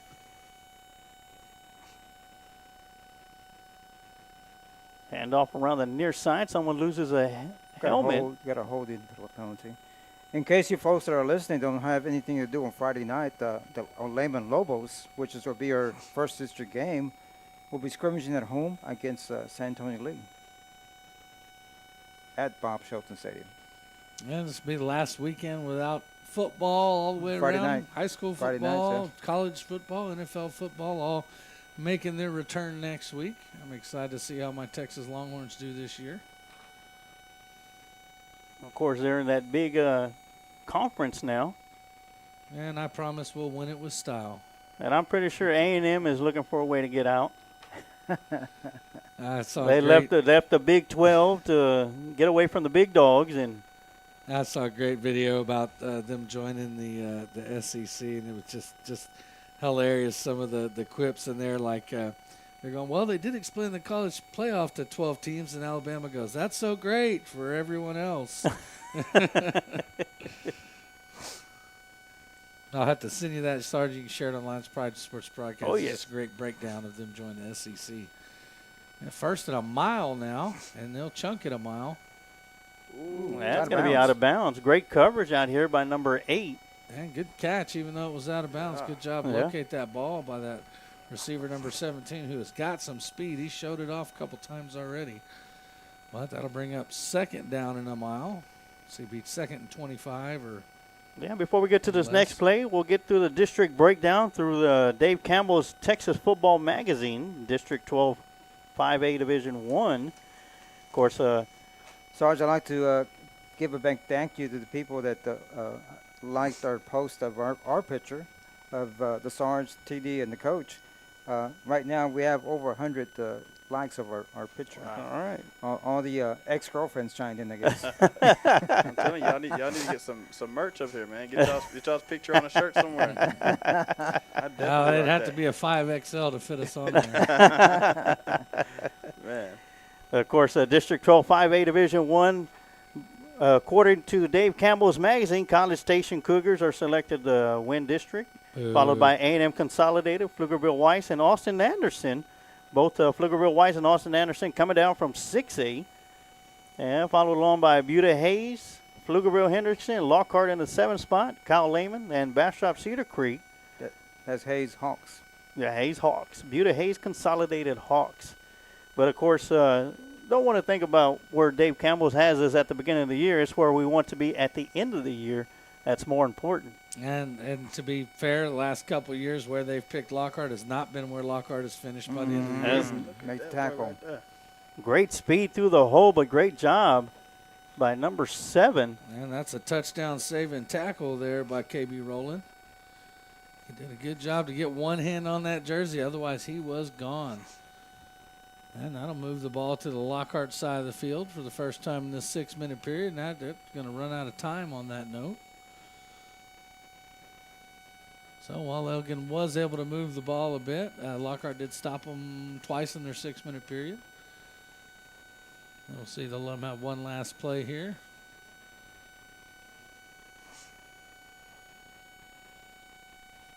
Have a big offensive line. Yeah, they do. Big everything. This is my kite day. And number 7 gets the ball again. He gets enough for first down. Big hit on the edge. Shifty. I tell you what, Elgin got some nice quarterback. They got a good quarterback out there. They have a good group overall. Owen did a great job for the Wildcats, and looks like he'll probably be the number 1 quarterback when they start their season next week. Sarge, real quick, I'd like to give a shout out to a few folks. I'd like to give a shout out to Mike James, who's our campus security guy, does a great job. Officer Torres, our SRO over there at the high school, does a great job also keeping the kids safe. My new boss does a great job working with me and keeping me in line. Alex Rocha, Mrs. Rocha, she does a great job. I'd like to give a shout out to Amanda Solis. Sarge, she's going to be doing a few things with us here in the near future. She's assistant principal at the junior high, and she had a very, very busy week this week, and hopefully she'll be able to join us soon. Oh, yes. Well, it looks like Lockhart Lions offense, the ones will be coming out on the field. It'll be the final set for the 6-minute period. And then once again, we'll head to the punt and field goal portion of the scrimmage. And there's that big offensive line for Lockhart. That's one place where Lockhart definitely has some size up front. They may not have the height, but they've got the girth. Yeah. Yeah. Like I said, not very tall, but I tell you what, they're scrappy. They're strong. And they've got some, returning all-district players up there up front, too, including number 55, Dylan Ovalle. Mabe's back out there on the field. Nice run by My Time. All right now. All the way down across midfield towards the 28-yard line in Wildcat territory. I think last year he would have broke it, Sarge. Great job by the front line creating that hole for My Time to get through. 46-yard run for My Time on the first play of Lockhart's 6-minute drive. And you talk about production, that'll get it done right there, moving them deep into Elgin territory. And that wasn't a big hole created by the offensive line, but it was big enough for Gonzalez to get through. Of course, I remember Gail Sayer saying one time, give me 18 inches of daylight, and I'll give you a championship. As Mavis rose to his right, throws it out to Deutsch. And he's going to be swallowed up by some Wildcats for a 2-yard pass. Tell you what, I like that play. It's not it hasn't gone for a whole lot of yards, but they've ran it 3 times now, and every time they've executed it perfectly. It's almost kind of a guaranteed 2-yard play. Just get Mavis moving down the edge and throw the ball to Deutsch. He catches it every time. Good for 2 or 3 yards. A play like that on this portion of the field, it could be looking at 3rd down and 1, 2nd down and 2, or even on a goal line when you just need 2 yards to get it to that end zone. That's one to keep in your pocket for sure and pull out when you need it. And hand off to Gonzalez. Huge hole created by the offensive line. Got a flag.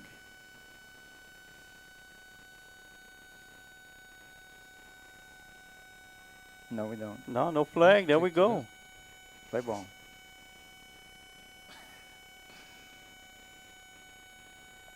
I like this hurry up. Once you get in red zone, we need to go quickly.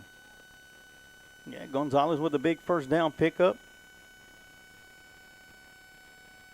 As you see on the screen there, number 55, Dylan Ovalle on the left side. He'll be playing left tackle.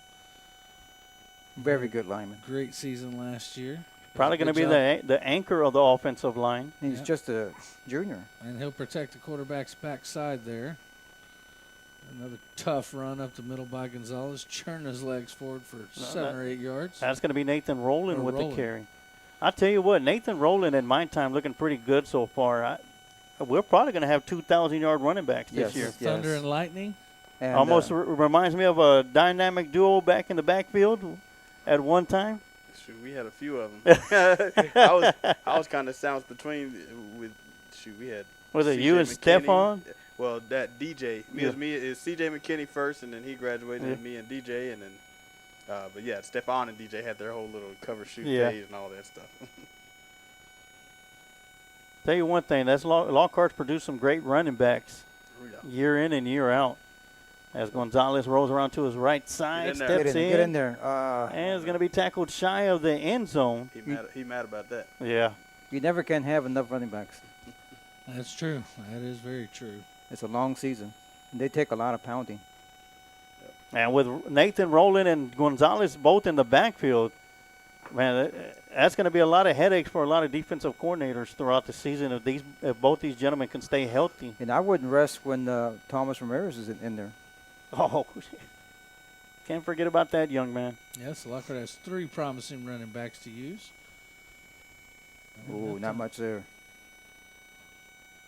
Maybe a half yard for Gonzalez. It almost looked like there was a little bit of a struggle getting the handoff off. Probably a little bit longer than what was expected. But this is preseason. You work the kinks out and get ready for the season opener next week. And it's 2nd and goal. And ball inside the 5-yard line. Looks like they're right about the 3-yard line. We'll stick with that 2 running back set. Wide open right side of the field. No wideouts. And that's the way they're going to go. Get in there. Cuts Yeah, it in and all untouched right. into the end zone, Gonzalez. And it's been a while since we've seen Gonzalez in the end zone. First of many to come. Yeah, Yes. get used to it because you're going to see it all year long, folks. So in the 2 6-minute periods, Lockhart able to get one into the end zone. They held Elgin out. And so, that's as close as we've gotten to kind of a real game feel so far, but we'll get a whole quarter here in a few after they do some special teams. Looks like they'll maybe try to get one more play in before they run out of time. Well, Curtis, what are your thoughts so far of the 2024 squad? Man, I like it. I tell you, I got a couple of family members on the team, and then I bought some merch from Nate Gonzalez. And he's like I said, he's got good work ethic, like you guys have been saying. Man, I'm impressed, man. You guys are moving faster than I can keep up. Like I had to watch this again on YouTube and slow it down to 0.75 so I can see what's really going on. Well, it's even funner to speed it up to ×2 and listen to the Chipmunk Crew. That's how I watch it on Friday nights when I get home. That was Hyman's rolling around to the right time. That's it. Incomplete That's pass. it. Well, I have time to watch a 3-hour broadcast when I get home, but I still want to see it. So I'll put it on 2 times and try not to laugh at myself sound like a chipmunk. I mean, you already know the kids are going to be seeing this tomorrow, the next day or on Monday. You know, they'll watch it with their family too, but they'll be watching it with their friends on their computer when they're supposed to be doing work. Yep. They'll be watching class tomorrow. Yeah. And so and me too. Yeah. I might have to come up there and see you, Coach. Nice tough run by Gonzalez. And great job by, I believe, number 26 of Elgin to hang on to Gonzalez. Not an easy thing to do by yourself. Gonzalez is fired up down there on the sideline. Yeah, he was talking to his teammates saying, y'all see me? And we see you. Everybody sees you from up here, buddy. Well, like I said, he had plenty of time to rest. He did. He missed some time towards the end of last year, and I know that he missed it. And he felt that missed time. Yeah, exactly. Yeah. But, you know, during that missed time, it did allow Nathan Rowland to get some valuable playing time as a freshman. Of course, he's a sophomore now, but that valuable time that he spent on the varsity team as a freshman is showing so far here in this scrimmage. And this is going to be one heck of a 1-2 punch. Oh, yeah. And it's one of those things you're not going to have a running RB1 or RB2 because both of these guys can be the RB1 at any time. Yeah, look out. Yeah.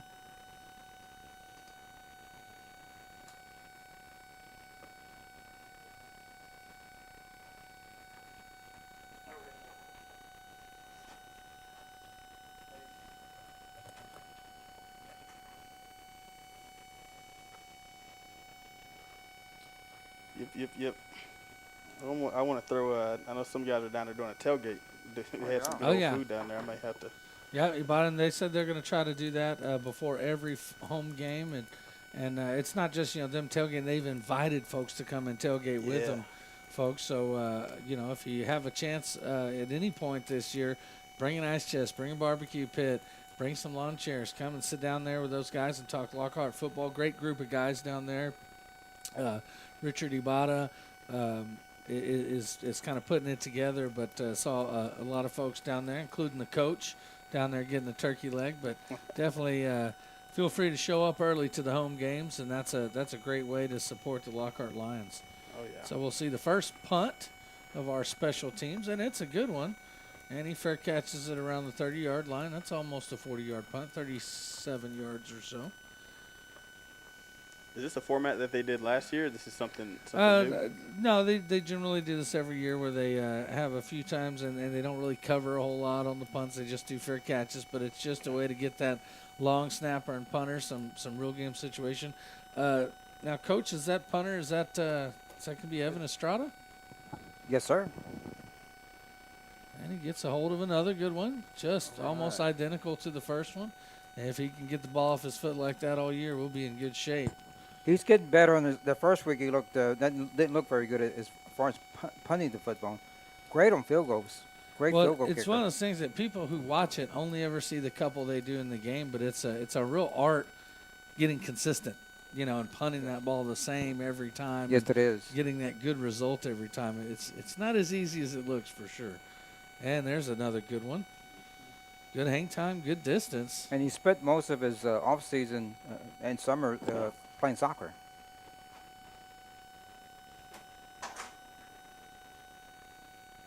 But he has a great future. He's just a sophomore.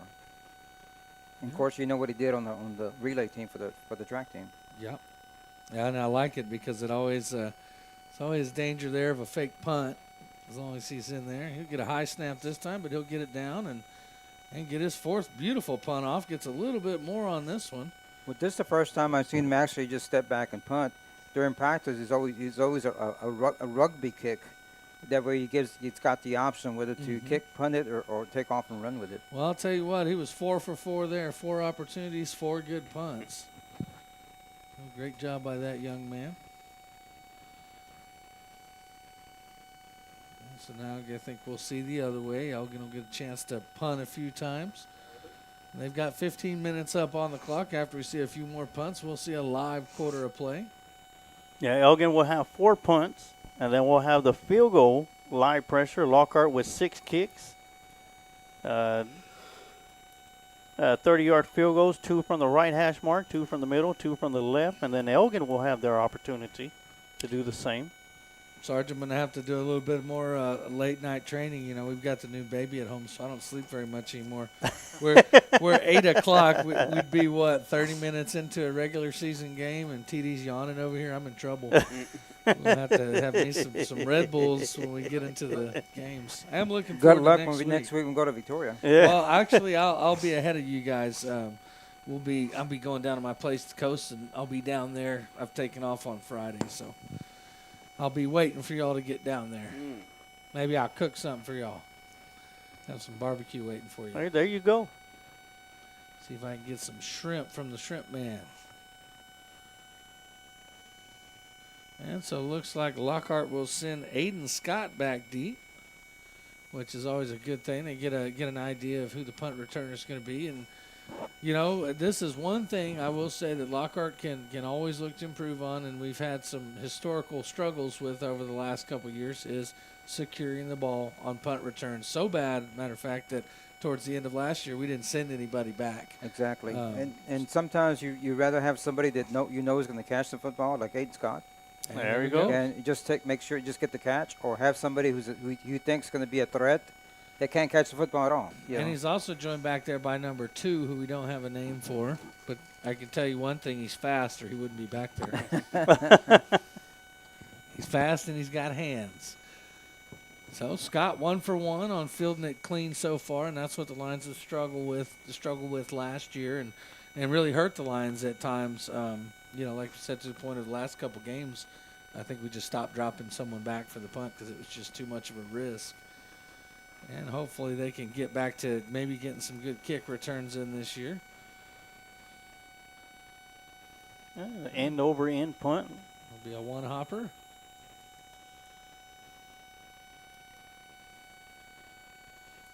And so the punter's kicking from the same spot. I would say, the first 2 punts, Lockhart definitely had the edge and distance, height, and hang time. So we'll see a switch out here. They'll bring Frohock in now as the second man on the left-hand side back there with Scott. Give him a shot to get some in his hands. Frohock could probably be a pretty dangerous returner. He's got wheels and moves. And, of course, Frohock was on the other end of the longest touchdown pass in Lockhart Lion history, a 94-yard touchdown pass from Ashton Dickens to Frohock, a senior to a freshman. And that happened at Warrior Stadium against the Piper Warriors. One of the big highlights for the Lions that night, besides the ride and style. Yeah, there's a much better punt with some good hang time. And there you go. Yeah. It's tough. I mean, that's one of the harder things to do is to field a punt. They're moving like a knuckleball. You know, the ball's spinning in funny ways off the foot. So it's definitely one of the harder things you can do out there on a football field. Yeah, especially if it's coming at you in a spiral. I'm pretty sure that's going to be one of the easiest punts to catch. But when it's coming at you wobbly. Oh, yeah. And moving like a knuckleball in the air. They say outfielders make the best punt returners. And in that case, there you go. And Scott unable to reel that one in. So, well, I'll tell you what, Mavis plays some outfield for the Lions, too, for the baseball team. Put him out there. I don't think you're going to be putting your quarterback out there to return punts. Otherwise, we'd have had the best punt return in the district the last 3 years. Sarge is only playing the whole game on defense, the whole game on offense. So Lockhart goes 1 for 4 on clean catches. So a little bit of the struggles that we've seen in the past. Hopefully, we'll see that improve throughout the year. We can get some good punt returns going.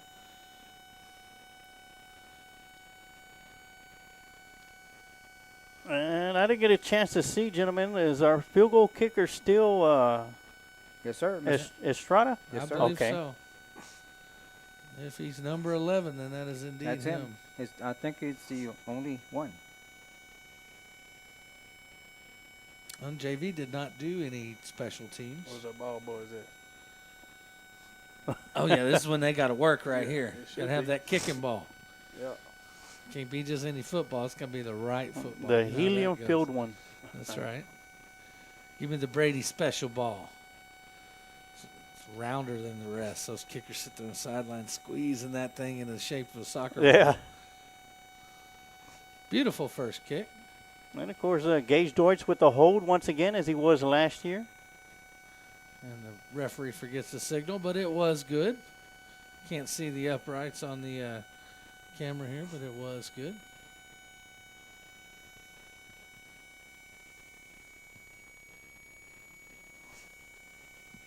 And once again, the audio video crew bringing you the video. They're getting their preseason, their scrimmage as well. Yeah, 2 for 2. And those are both from about 27 yards. Looks like they'll move them around a little bit here. Yeah, so this one will be from, it's going to be a 34-yarder. Yeah, 34. And it'll be dead on from the center.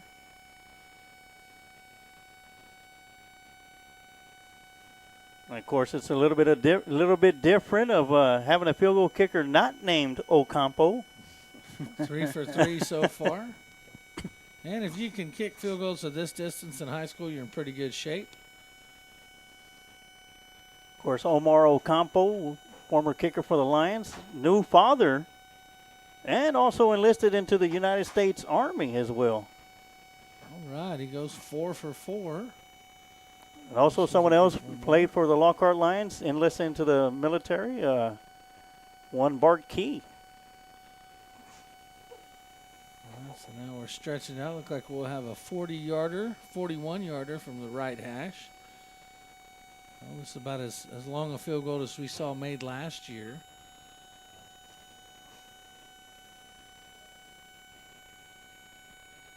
And Estrada will get to put his boot into it. That one's going to be up and a little bit wide. Now look like he just got underneath that one a little bit. He'll get another shot at it.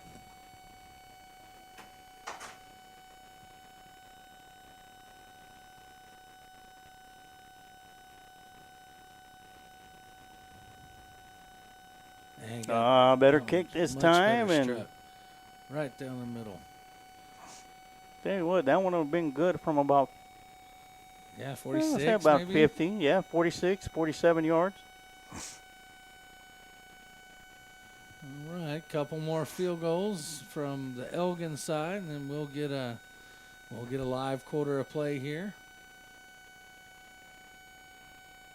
Thank everybody for tuning in to Lions Pride Sports Broadcast, your place for everything Lockhart Lions sports.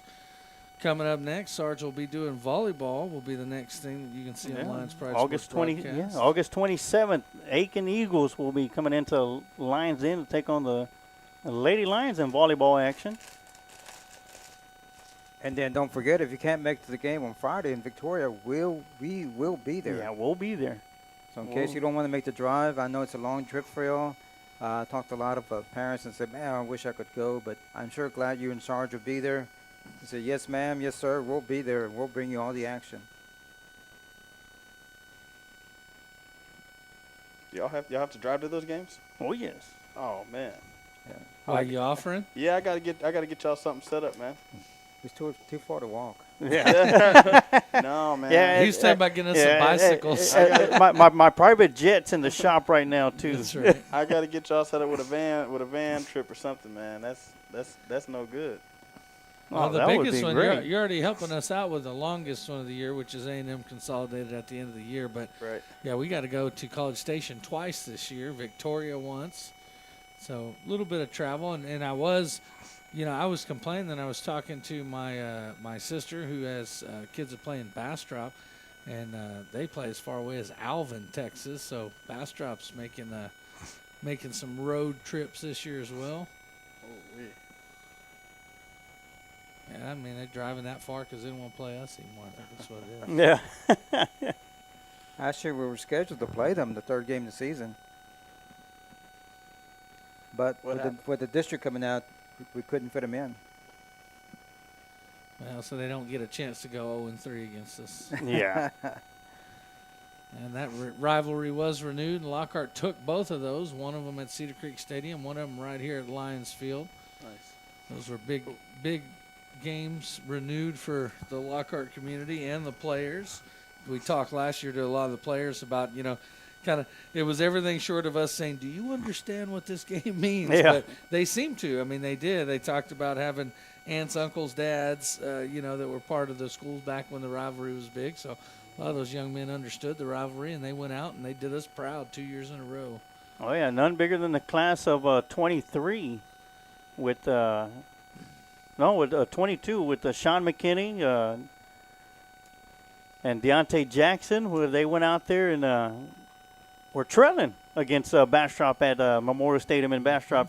Big comeback. And big kickoff return by Sean McKinney led the Lions, to a huge comeback, 17-point deficit. Yeah, and that kick return was followed by an interception return for a touchdown by Gathens, and they clawed their way right back into that game. And Ashton Dickens took over from there. I know some of the new young coaches were asking me and Chris Jennings, why does Bastrop hate y'all so much? Hate us so much? Because we're better. and Chris Jennings said, you didn't see nothing yet. You thought the last two games we played them were you should have played them.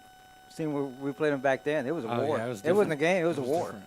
It was different. And it was from 7th grade on up. When we talk about Bastrop that way. There was Hayes. I mean, when I was a kid in the '90s, those Hayes games were like that, where there was extra law enforcement at the games, and you just always had to kind of have your wits about you because it was a tense environment. Yeah. Well, I like to think about it. Compared to Lockhart, we're like HEB. Here, everything's better. That's right.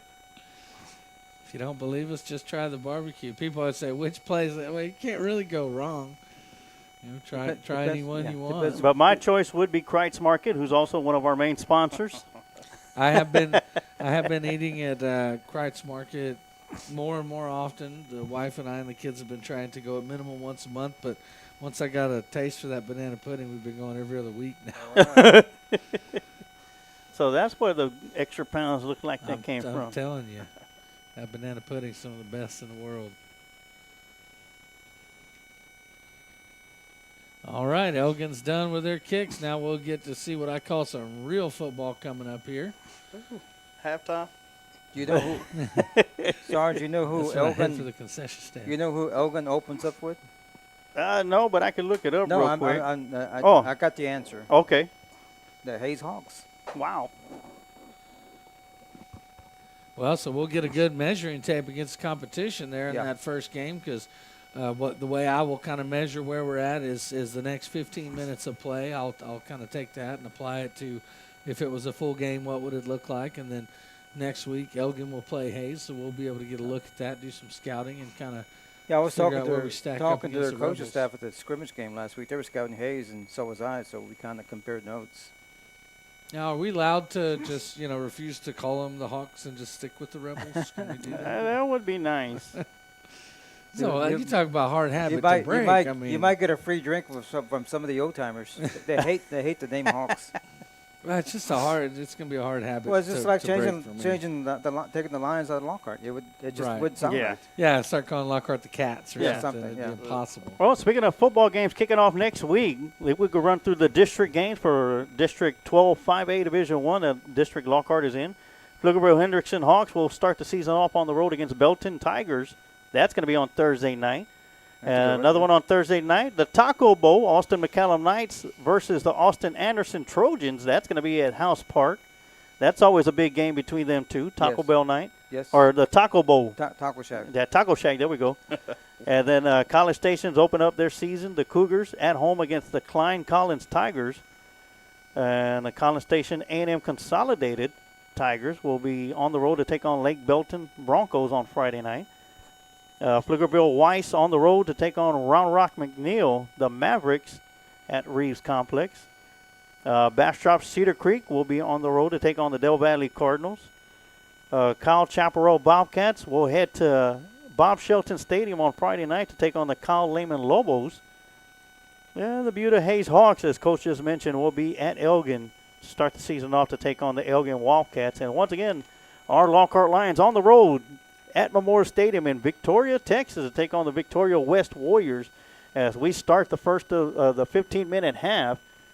Hyman is the quarterback, rolls out to his right side, throws it to Gage Deutsch.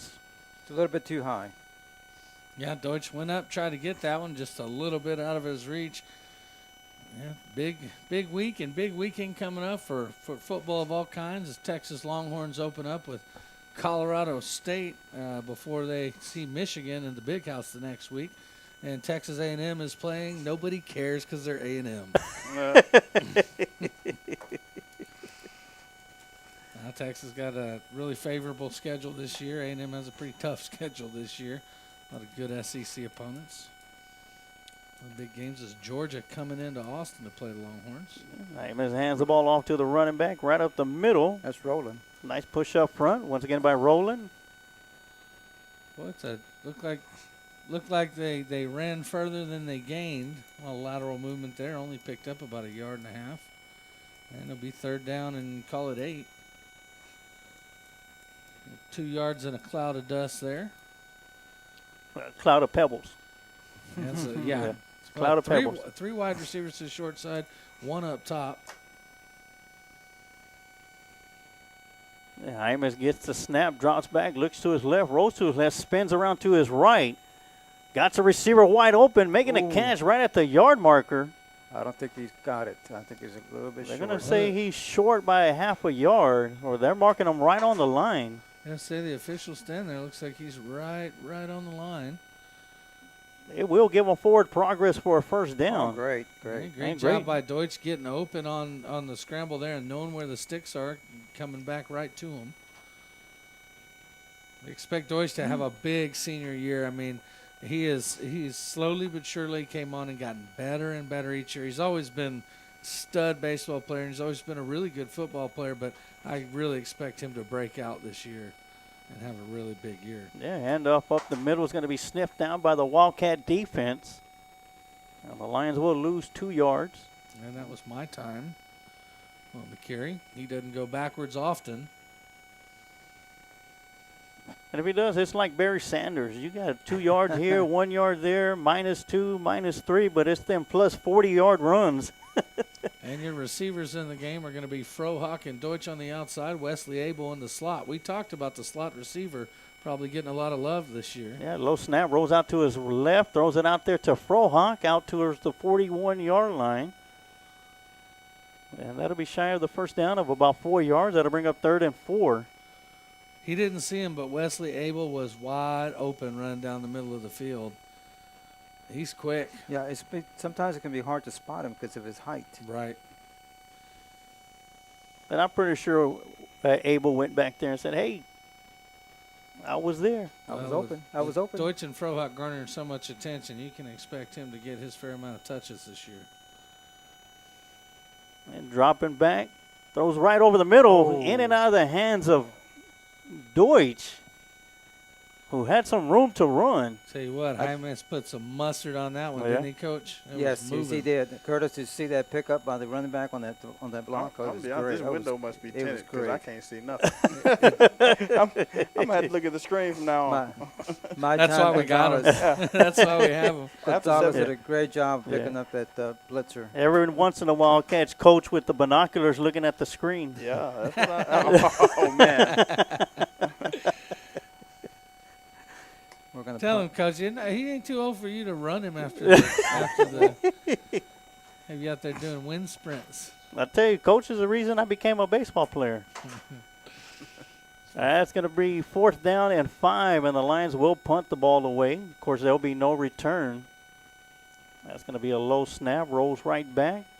Nice spiraled kick. That's going to be fair caught at the 13-yard line, where the Elgin Wildcats will take over. Of course, that ball was rolled right back to them. And one of the big things that Lockhart did have issues with last year, TD and Coach, was a snap from the quarterback, from the center to the quarterback. We had a lot of high snaps. I'll say that one was low. You can work with because it gets to you. High, you're in trouble. Yeah, because it disrupted a lot of timing for the Lockhart Lions and Ashton Dickens last year. And there was nobody rushing. And I didn't see who the long snapper is. If I had to guess, it's Foster, but I'm not sure. I believe it is Foster because he's replacing the very good snapper in what's the young man that graduated? Trent Holcomb. Well, and something about that defensive end position, somehow those guys always end up as the long snapper. It's odd. They've got those long arms. Of course, the best snapper we ever saw was Brandon Davis.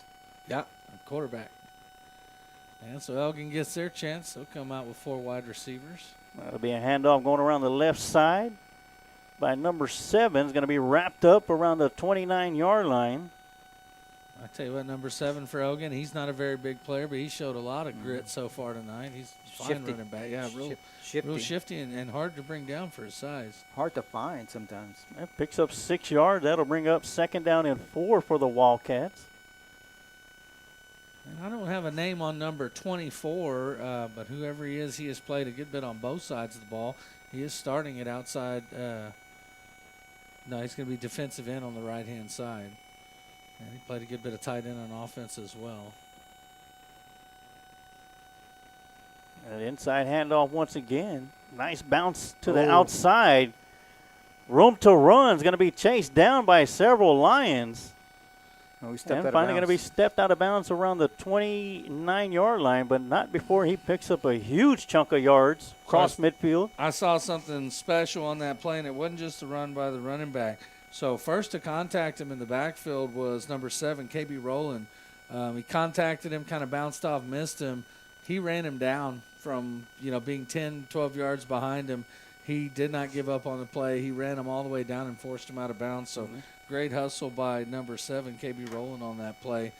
Just got to secure that tackle in the backfield, and he's got him for a loss. Yeah, and one thing I saw also, 4 Lions running him down at the end of the play also. So we got some tremendous speed on the defense side of the ball. This one's going to be a quarterback keeper. Stiffs arm the defender around the right side. Stiffs arm another one before he's finally stepped out of bounds at the 11-yard line. He said, "You got speed, I'll show you some speed." That young man is quick. Once again, that's quarterback Owen for the Wildcats. And Owen proved himself to be a real good quarterback. My only concern would be with size and durability.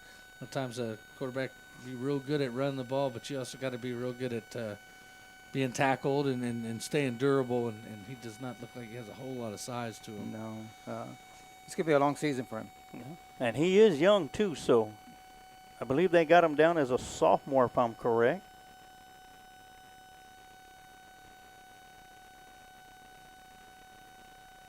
So it's going to bring up 1st and 10 from the 11. Maybe an inside handoff as he'll bounce it out to the outside. He's going to be brought down by a couple of Lions. Santiago Guerra.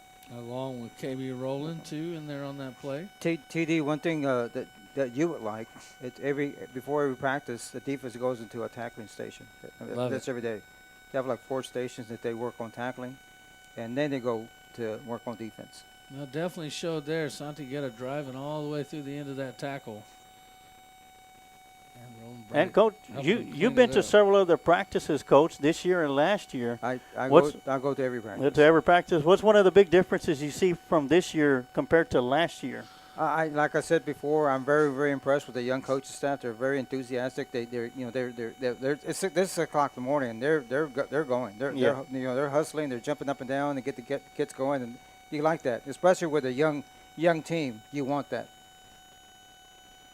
T. Curtis, that's why I couldn't coach. I'd be like Eeyore out there at 5 in the morning. 5 and 6, yeah. Good morning. Quarterback keeper around the left side and steps into the end zone for a Wildcat touchdown. And he reminds me of somebody where everyone takes an angle on him thinking they got him, and somehow he's a step quicker. Who is that? Who is that guy? But, yeah, I mean, you see it because everyone takes the angle that they think is the right angle. Like, okay, I should get this guy, and somehow he still gets around him. That is a sign of some next-level speed. And also the blocking downfield for him was excellent. And so Elgin puts one in, and there's 10 minutes, 15 seconds left to go in this quarter of live play. And so pinning this extra point, Elgin will go up on top of the lines. We'll see if they can answer when they come back.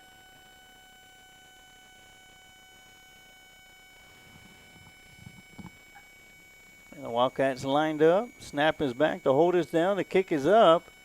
And it is right through the uprights.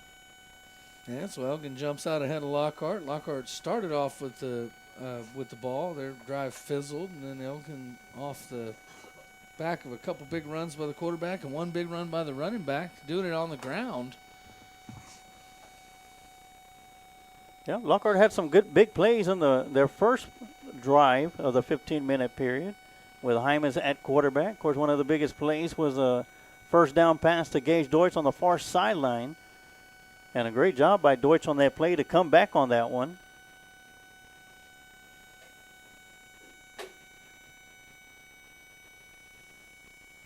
And the ball's going to be placed at the 25, and looks like Caden Mavis will be the signal caller.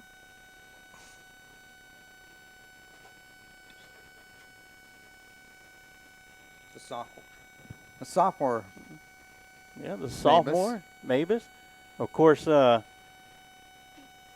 quarterback battle between Mavis and Hymas. Of course, the last 3 years, there wasn't really much of a battle as Ashton Dickens. You knew who the quarterback was. Yeah, you knew who the quarterback was. And sometimes that's good, Sarge, that you have a battle, because it's going to be a long year, and you're probably going to have to use both of them before the year's over. Yeah, Mavis will get his shot. 1st and 10. They'll start out the 25.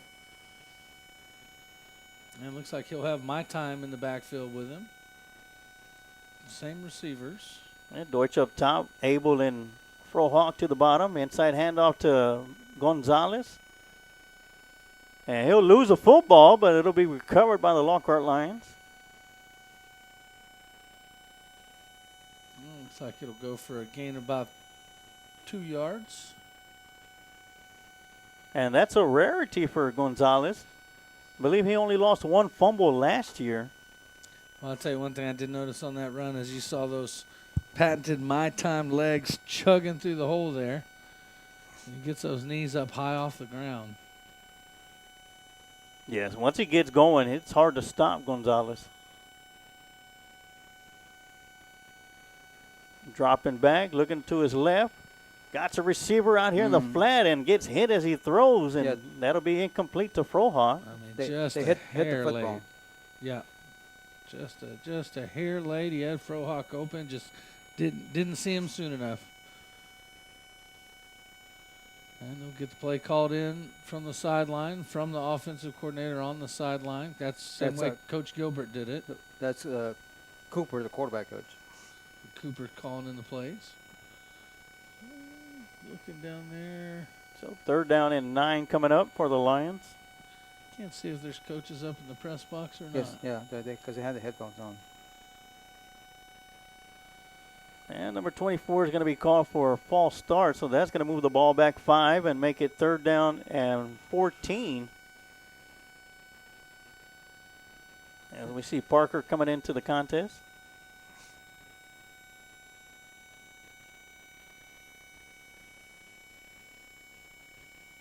And we'll have Connor, Abel, and Frohawk here on the near side. 3rd and long. Gage Deutsch all by himself up top. Looks like that's going to be man on man up there. Davis drops back, looks over the middle, throws out to Abel, in and out of his hands. As Abel slipped as he was trying to come back to it. Yeah, he stopped just short of the sticks. That's something the young player will want to learn and work on, is that route's got to be just at or past the sticks when you're 3rd and 14. So Hardly ever see that young man drop a ball. Yeah, looks like we were correct, Sarge. Looks like it will be Foster to do the deep snapping duties. It's funny, I really kind of just guessed at it because his size and length. I said, that's got to be the long snapper. You know, we've had Holcomb last few years, and he's the guy that most resembles him. I believe he was the backup snapper last year. So it's a much better one back there to Estrada. And Estrada gets Nice off little a good punt. punt. Yeah, takes a bounce at the 37-yard line. And rolls all the way, and it'll be down at the 24-yard line where the Wildcats will take over. So Lockhart offense stalls again. And we've got 9 minutes, 16 seconds left to go here in the quarter. I think they're being pretty generous about stopping the clock, which is good. Means we'll get more football out of it. Yeah, I mean, definitely, because they had 15 minutes, and this will be what the fourth series. So, yeah, they're clock operators taking their time, which is good.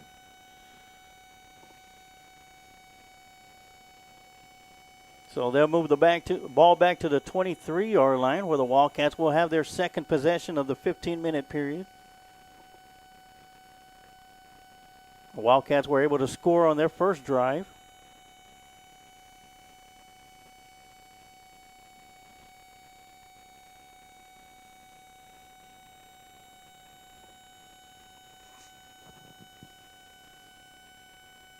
I believe we got some 2s mixed in with some 1s on the defensive side. And I don't know if you guys noticed, they did keep a handful of JV players. They have them out here as well. Some of those guys will be maybe getting an opportunity here at some point. They're on the bubble. Nice job by the defensive backs covering their men as the quarterback Owen had nowhere to go to. I don't know. Still proved to be tough to be brought down there. And that was Well, it'd be a loss of 2 yards. Or a loss of a yard at least. That was Zarita. Hey, and there's something we haven't seen before. There's Obale coming in on defense. Yeah, he's been working a lot of defense lately. Yeah, we didn't get to see that last year. So keep it on number 55. He'll be on the line on the near side of your screen. See if he can make an impact on the defensive side of the ball like he does on the offense. Quarterback drops back. Quick throw out here to the near side, and great swarming defense by the Lockhart Lions. 32, good job. Well, Coach, he didn't make a sack, but he certainly blew his man back, didn't he? Yes, he did. Looked like he was blocking him. Looks like the Elgin coaches are coming down from the press box.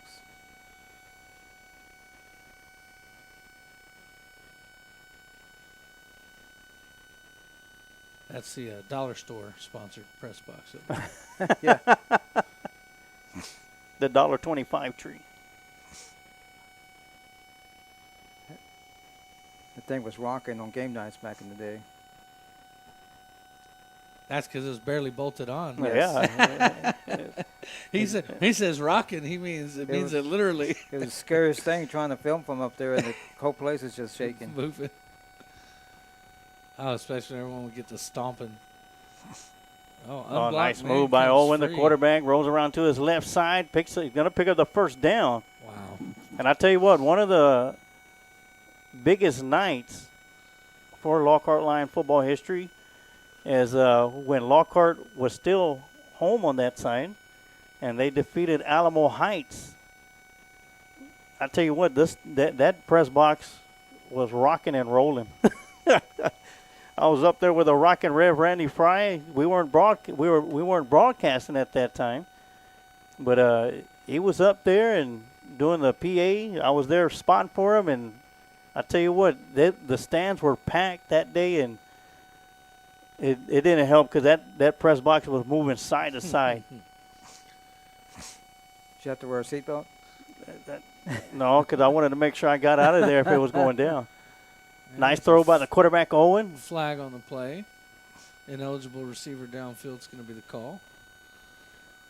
So great job there. Obale putting some pressure on the quarterback. This quarterback showing just how skilled he is. Last two plays, Lockhart had a shot at him, and neither time were they able to even get a hand on him. He feels that pressure and moves quickly, but doesn't just take right off. That time he did a good job sliding away from the pressure of Obale and, still completing a pass. But Lockhart gets lucky with an eligible man downfield. That'll make it, it's going to be replay first down, 1st and 15.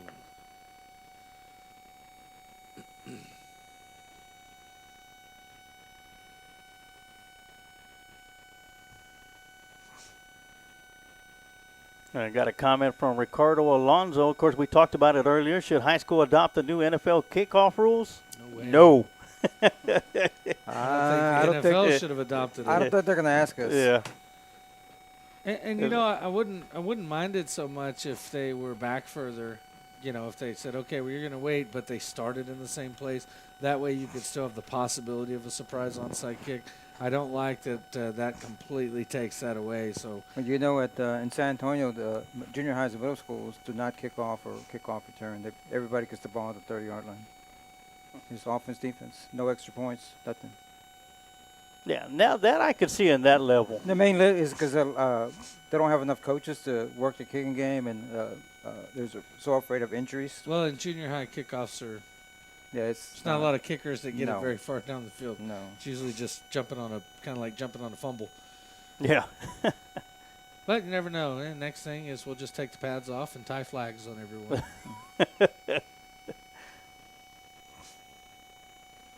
An inside handoff and wow. Nice running room. Nice speed of burst right up the middle for number 42 for the Wildcats. As they keep getting softer and softer, eventually every game will be called the Jello Bowl.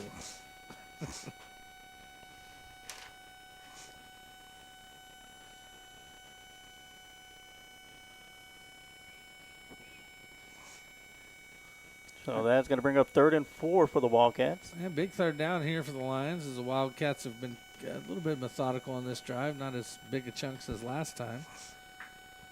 But they're up one score over the Lions with 6 minutes left to go in this timed quarter. Lockhart needing to stop to put the ball back in the hands of their offense.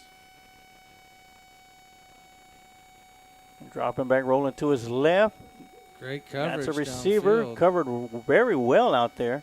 Tell you what, but I got to get that young man's name because every time they've targeted him, he has been all over his receiver. Number 6? Number 9. Number 9. And he has made some plays out there tonight. I'm pretty sure it's the same guy from JV last year. Tell you what, the quarterback's a good runner. He Yeah. needs to work on his passing a little. And that's just, they don't come. It's just timing. And so Lockhart will get the ball back as it's 4th down and 4. Looks like punter will stand at his own 25-yard line, and Frohock will be back deep for the Lions. He'll stand around his own 20. Scott will kind of come up a bit and let Frohock be back there by himself. See if we can get a clean catch out of this one.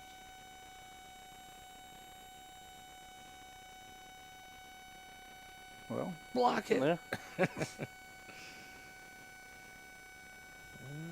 Catching on the bounce. Bounce at a 32-yard line. Well, the Lockhart Lions defense comes up with a big stop and forces the Wildcats to punt the ball away with 5:52 left to go here in this 15-minute period of the scrimmage between the Lions and the Wildcats. And the Lions will have an opportunity to get down the field and put some points on the board, as the Wildcats already got into the end zone one time. Extra point kick was good. Sarge, I'd like to give a shout out to all the buddies out there listening to us and tuned in tonight. And This is the first of many more broadcasts to come, and looking forward to a great football season. And thank you for tuning in. Those of you who decided from Elgin that didn't want to make the trip, that's fine. That's great. And even for the people in Lockhart that stayed home and watched it, thank you for watching and listening to us.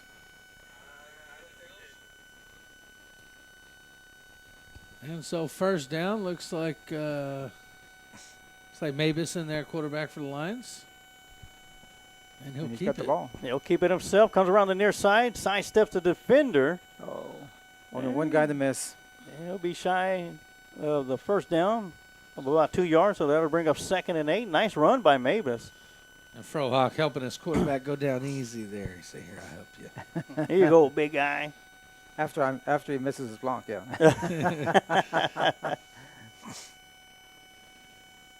Yes, that's pick up, call it 7.5 yards. Good start. Inside handoff to Gonzalez, coming around the near side. Sidesteps the defender, cuts it up the middle. Good. And my time showing his shifty moves there as he picks up a big chunk and a first down out near midfield for the Lions. I like that run, Curtis. He's on a whole different level, man. I love it. I love it. Oh, when he gets going, too. I mean, that's just kind of like he's getting warmed up, you know what I mean? Yep. Once he heats up and gets hot, it gets. And, he's just working. Quick. He's just trying to get back in shape also. Yep. Every time we were on the field, I saw him over there working either by himself or with the small group or whatnot. So I know he's working, putting in the work. It'll be 1st and 10 for the Lions at the 46-yard line. Mabus with the snap, hands it off to Gonzalez up the middle, bounces it out. Oh, looks like he would be stopped in the backfield, breaks out of the tackle, goes around the far sideline, crosses midfield, still on his feet. Go. Cutting back, nice shifty moves out to the 20. Go. 10, out towards the 5-yard line where he's finally going to be brought down. I saw something I really liked. Big block by Mabus, the quarterback, sprung him on the far side. He was able to get his hand on a defender and give Gonzalez just enough room to get by and really get that speed going. Huge run from Gonzalez. Yeah, Nathan Rowland comes in to take Gonzalez's spot. He ran about 100 yards to get to the 5-yard line. I think on that run, I believe he's back. He never left. He was just reloading.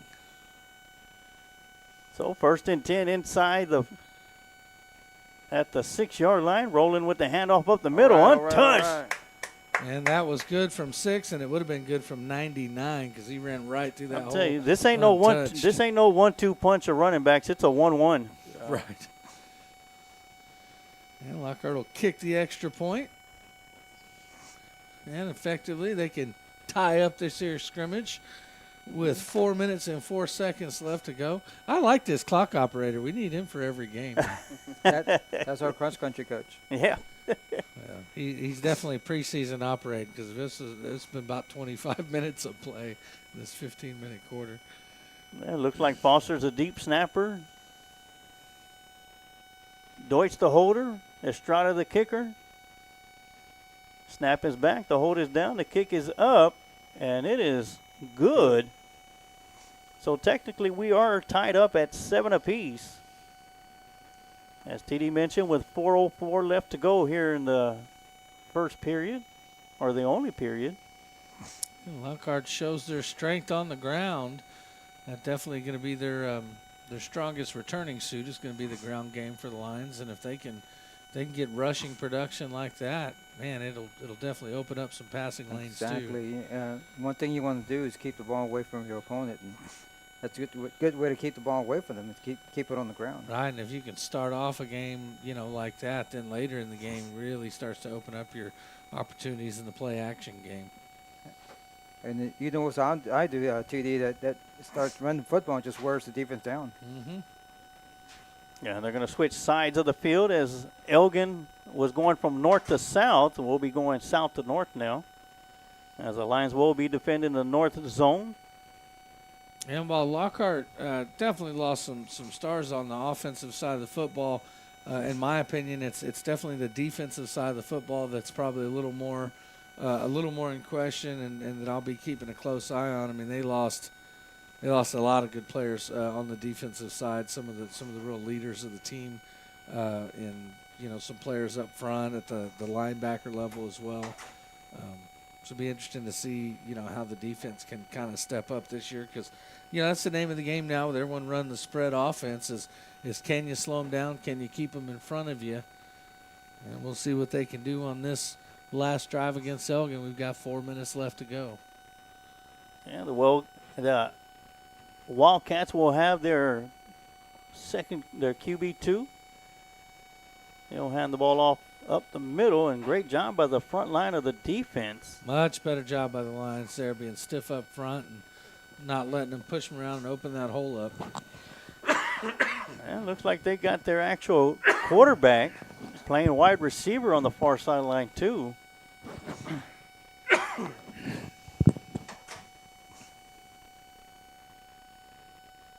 Let the backup get some work. Yeah, Lockhart making some changes up front, getting some fresh bodies in there. He's going out to the shoes. What's going on there? I tell you, the camera people getting their scrimmage workout done today also as well. Some good quality videos. Quick throw out there to the far side, in and out of the hands. A little bit too much mustard on that hot dog. He went up as high as he could, and it wasn't high enough. Third down. Came down hard. Yep, third and long. 10. So with 3:12, if Lockhart defense could hold them, they'll get an opportunity to get the ball back and have their third opportunity on the offensive side of things. That's the thing too with this format. If you don't get a stop and you're not careful, they could run most of the clock out and you not get another chance. So you really want to get a stop here to get your offense at least one more chance to try to go ahead in this 15-minute period. Actually, it'll be their fourth opportunity on offense if the defense can hold right here. As the Wildcats have two receivers up top, two to the bottom. Quarterback drops back, looking towards his right side, throwing deep down the far sideline. And that's going to be incomplete. Great coverage out there by number 9. And the quarterback was trying to kind of push him off, hold him off, the receiver, who is their quarterback. He was trying everything he could do to create some separation. Number 9 just wasn't having it. It's a big height advantage there also, TT. He stuck to him like a sticky trap. Yeah, he said, no, I'm on you. Almost reminds me of one Quavon Reese. Not the height, but it was the speed and the determination of that young man. And hopefully we'll have the number 9's name on the roster next week.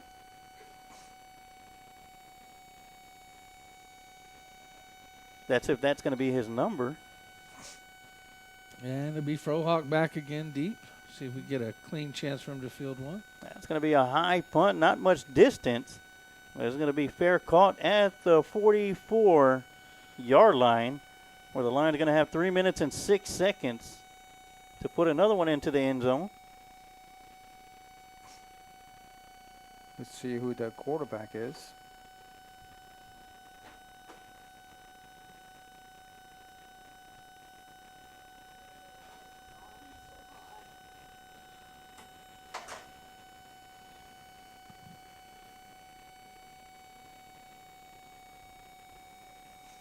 Do the Lions have a third quarterback, Coach? Well, Gage Deutsch backed up Ashton Dickens all last year. Not that, he ever got much play time with Dickens being there, but he did preseason. Yeah. So if I would guess that Deutsch would probably be the third quarterback. It'd be anyone else in practice? Gage or Jordan. Yeah, Jordan was a quarterback his 8th grade year. And they'll both be on the sideline here. We'll see some other guys get a shot. Oh, going with the 2s. Yeah, no names on the back of the jersey, so no. All the guys here are new to varsity this year, or came in real late last year.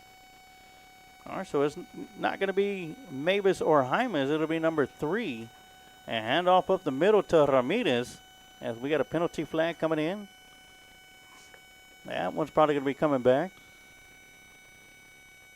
Yeah, it has to be the JV quarterback. There are several JV players in here. I see Titus Ramirez in the game at receiver on the far side.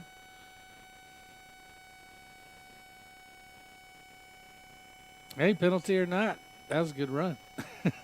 That sure was. That's shoulder pads and knee pads. Man, that's gonna be awesome. Ramirez, yes.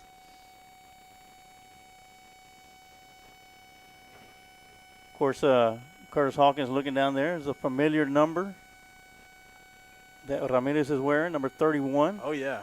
Yes. I thought they retired that thing. I guess he can have it. Well, Deontay had it, and then I guess some folks had it for him, too. That's my little brother.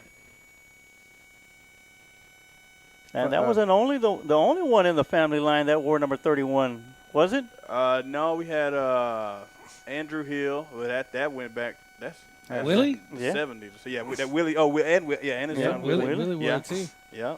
Something about that number 31. It's funny. Johnny O'Bally wore Yeah. that when I played linebacker. They asked Craig Mager, "Were you pretty good in high school?" He said, "Well, I put it this way: they retired my jersey. They hung it. It's hung in the gym in Luton High School. Wow. That's when they retire your jersey and hang it in the gym. You know that you were pretty good." Yeah.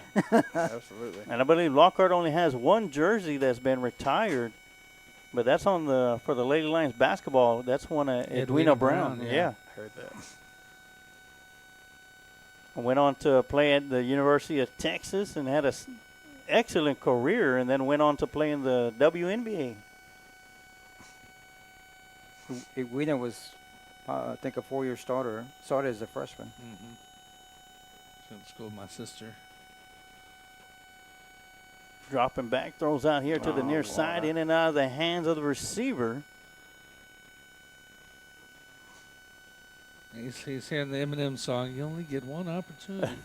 Don't miss your chance. Well, as you mentioned, a lot of JV players out there getting some reps at varsity level.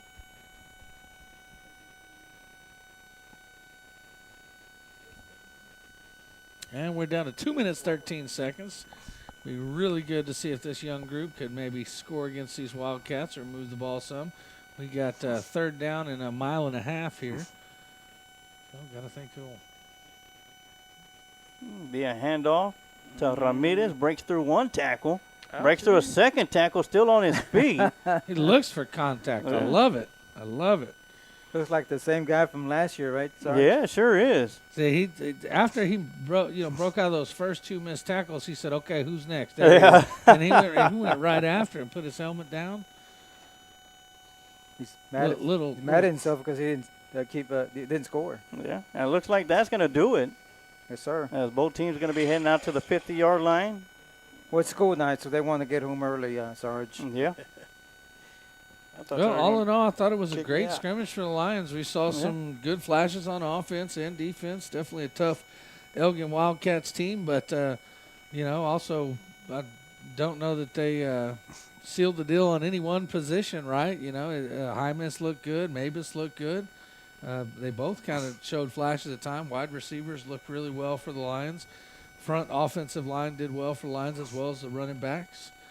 Still, the important thing about a scrimmage, like this scrimmage here, is let your starters get a lot of reps, see some action, get them out, get the backups up there, and let them get some reps. And what we did tonight, and nobody got hurt. That's feel the game speed, right? Exactly. It's the first time you feel that. And start getting ready for speed. Right now. Victoria West, it's on their mind starting tomorrow. Yeah, Victoria West next Friday night. Got to believe a lot of folks may not travel for that one. Make sure you tune in. We'll have a pregame show. Sarge will be there at 2 o'clock in the afternoon. Yeah, 2 o'clock in the afternoon on Saturday, this Saturday. We're leaving Tuesday. Yeah. So we should be there in time. So we'll see how much pregame you get on Friday. I'm sure we'll be there before kickoff. If my private jet was in the shop, we'd probably leave on Friday afternoon. But no. Curtis, your thoughts of what you saw out here for the Lockhart Lions 2024 team? Man, I love it. I love it. I mean, just being here now, it makes me know I got to come back and see how this all develops, man. Oh, yeah. And, you always got that open invitation to come up here to the press box. If you come to a Lockhart Lion home game or road game, you're more than welcome to come up here and join us. But that's going to do it for the scrimmage between the Lockhart Lions and the Elgin Wildcats.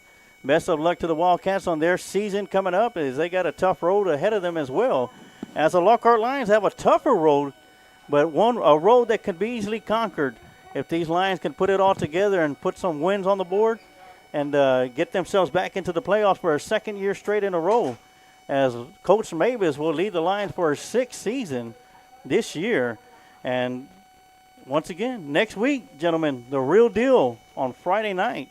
But before that, on August 27th, we'll have the Lady Lions volleyball match against Aikens here at the Lions Den.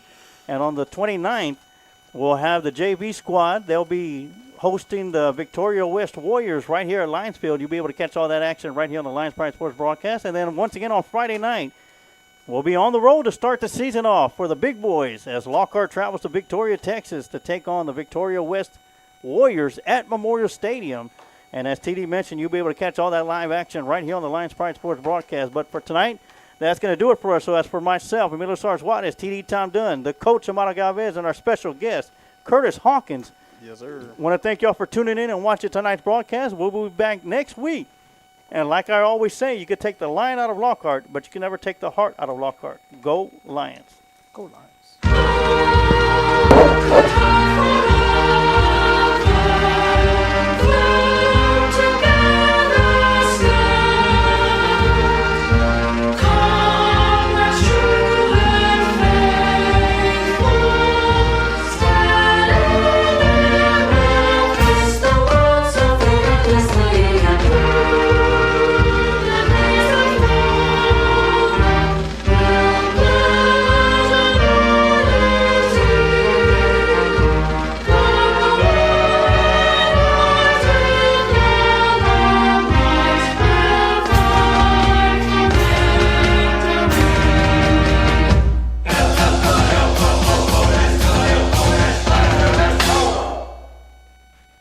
Thank you for watching today's broadcast of Lockhart Lions Sports, brought to you by Kent Riddle Properties on the Lions Pride Sports broadcast.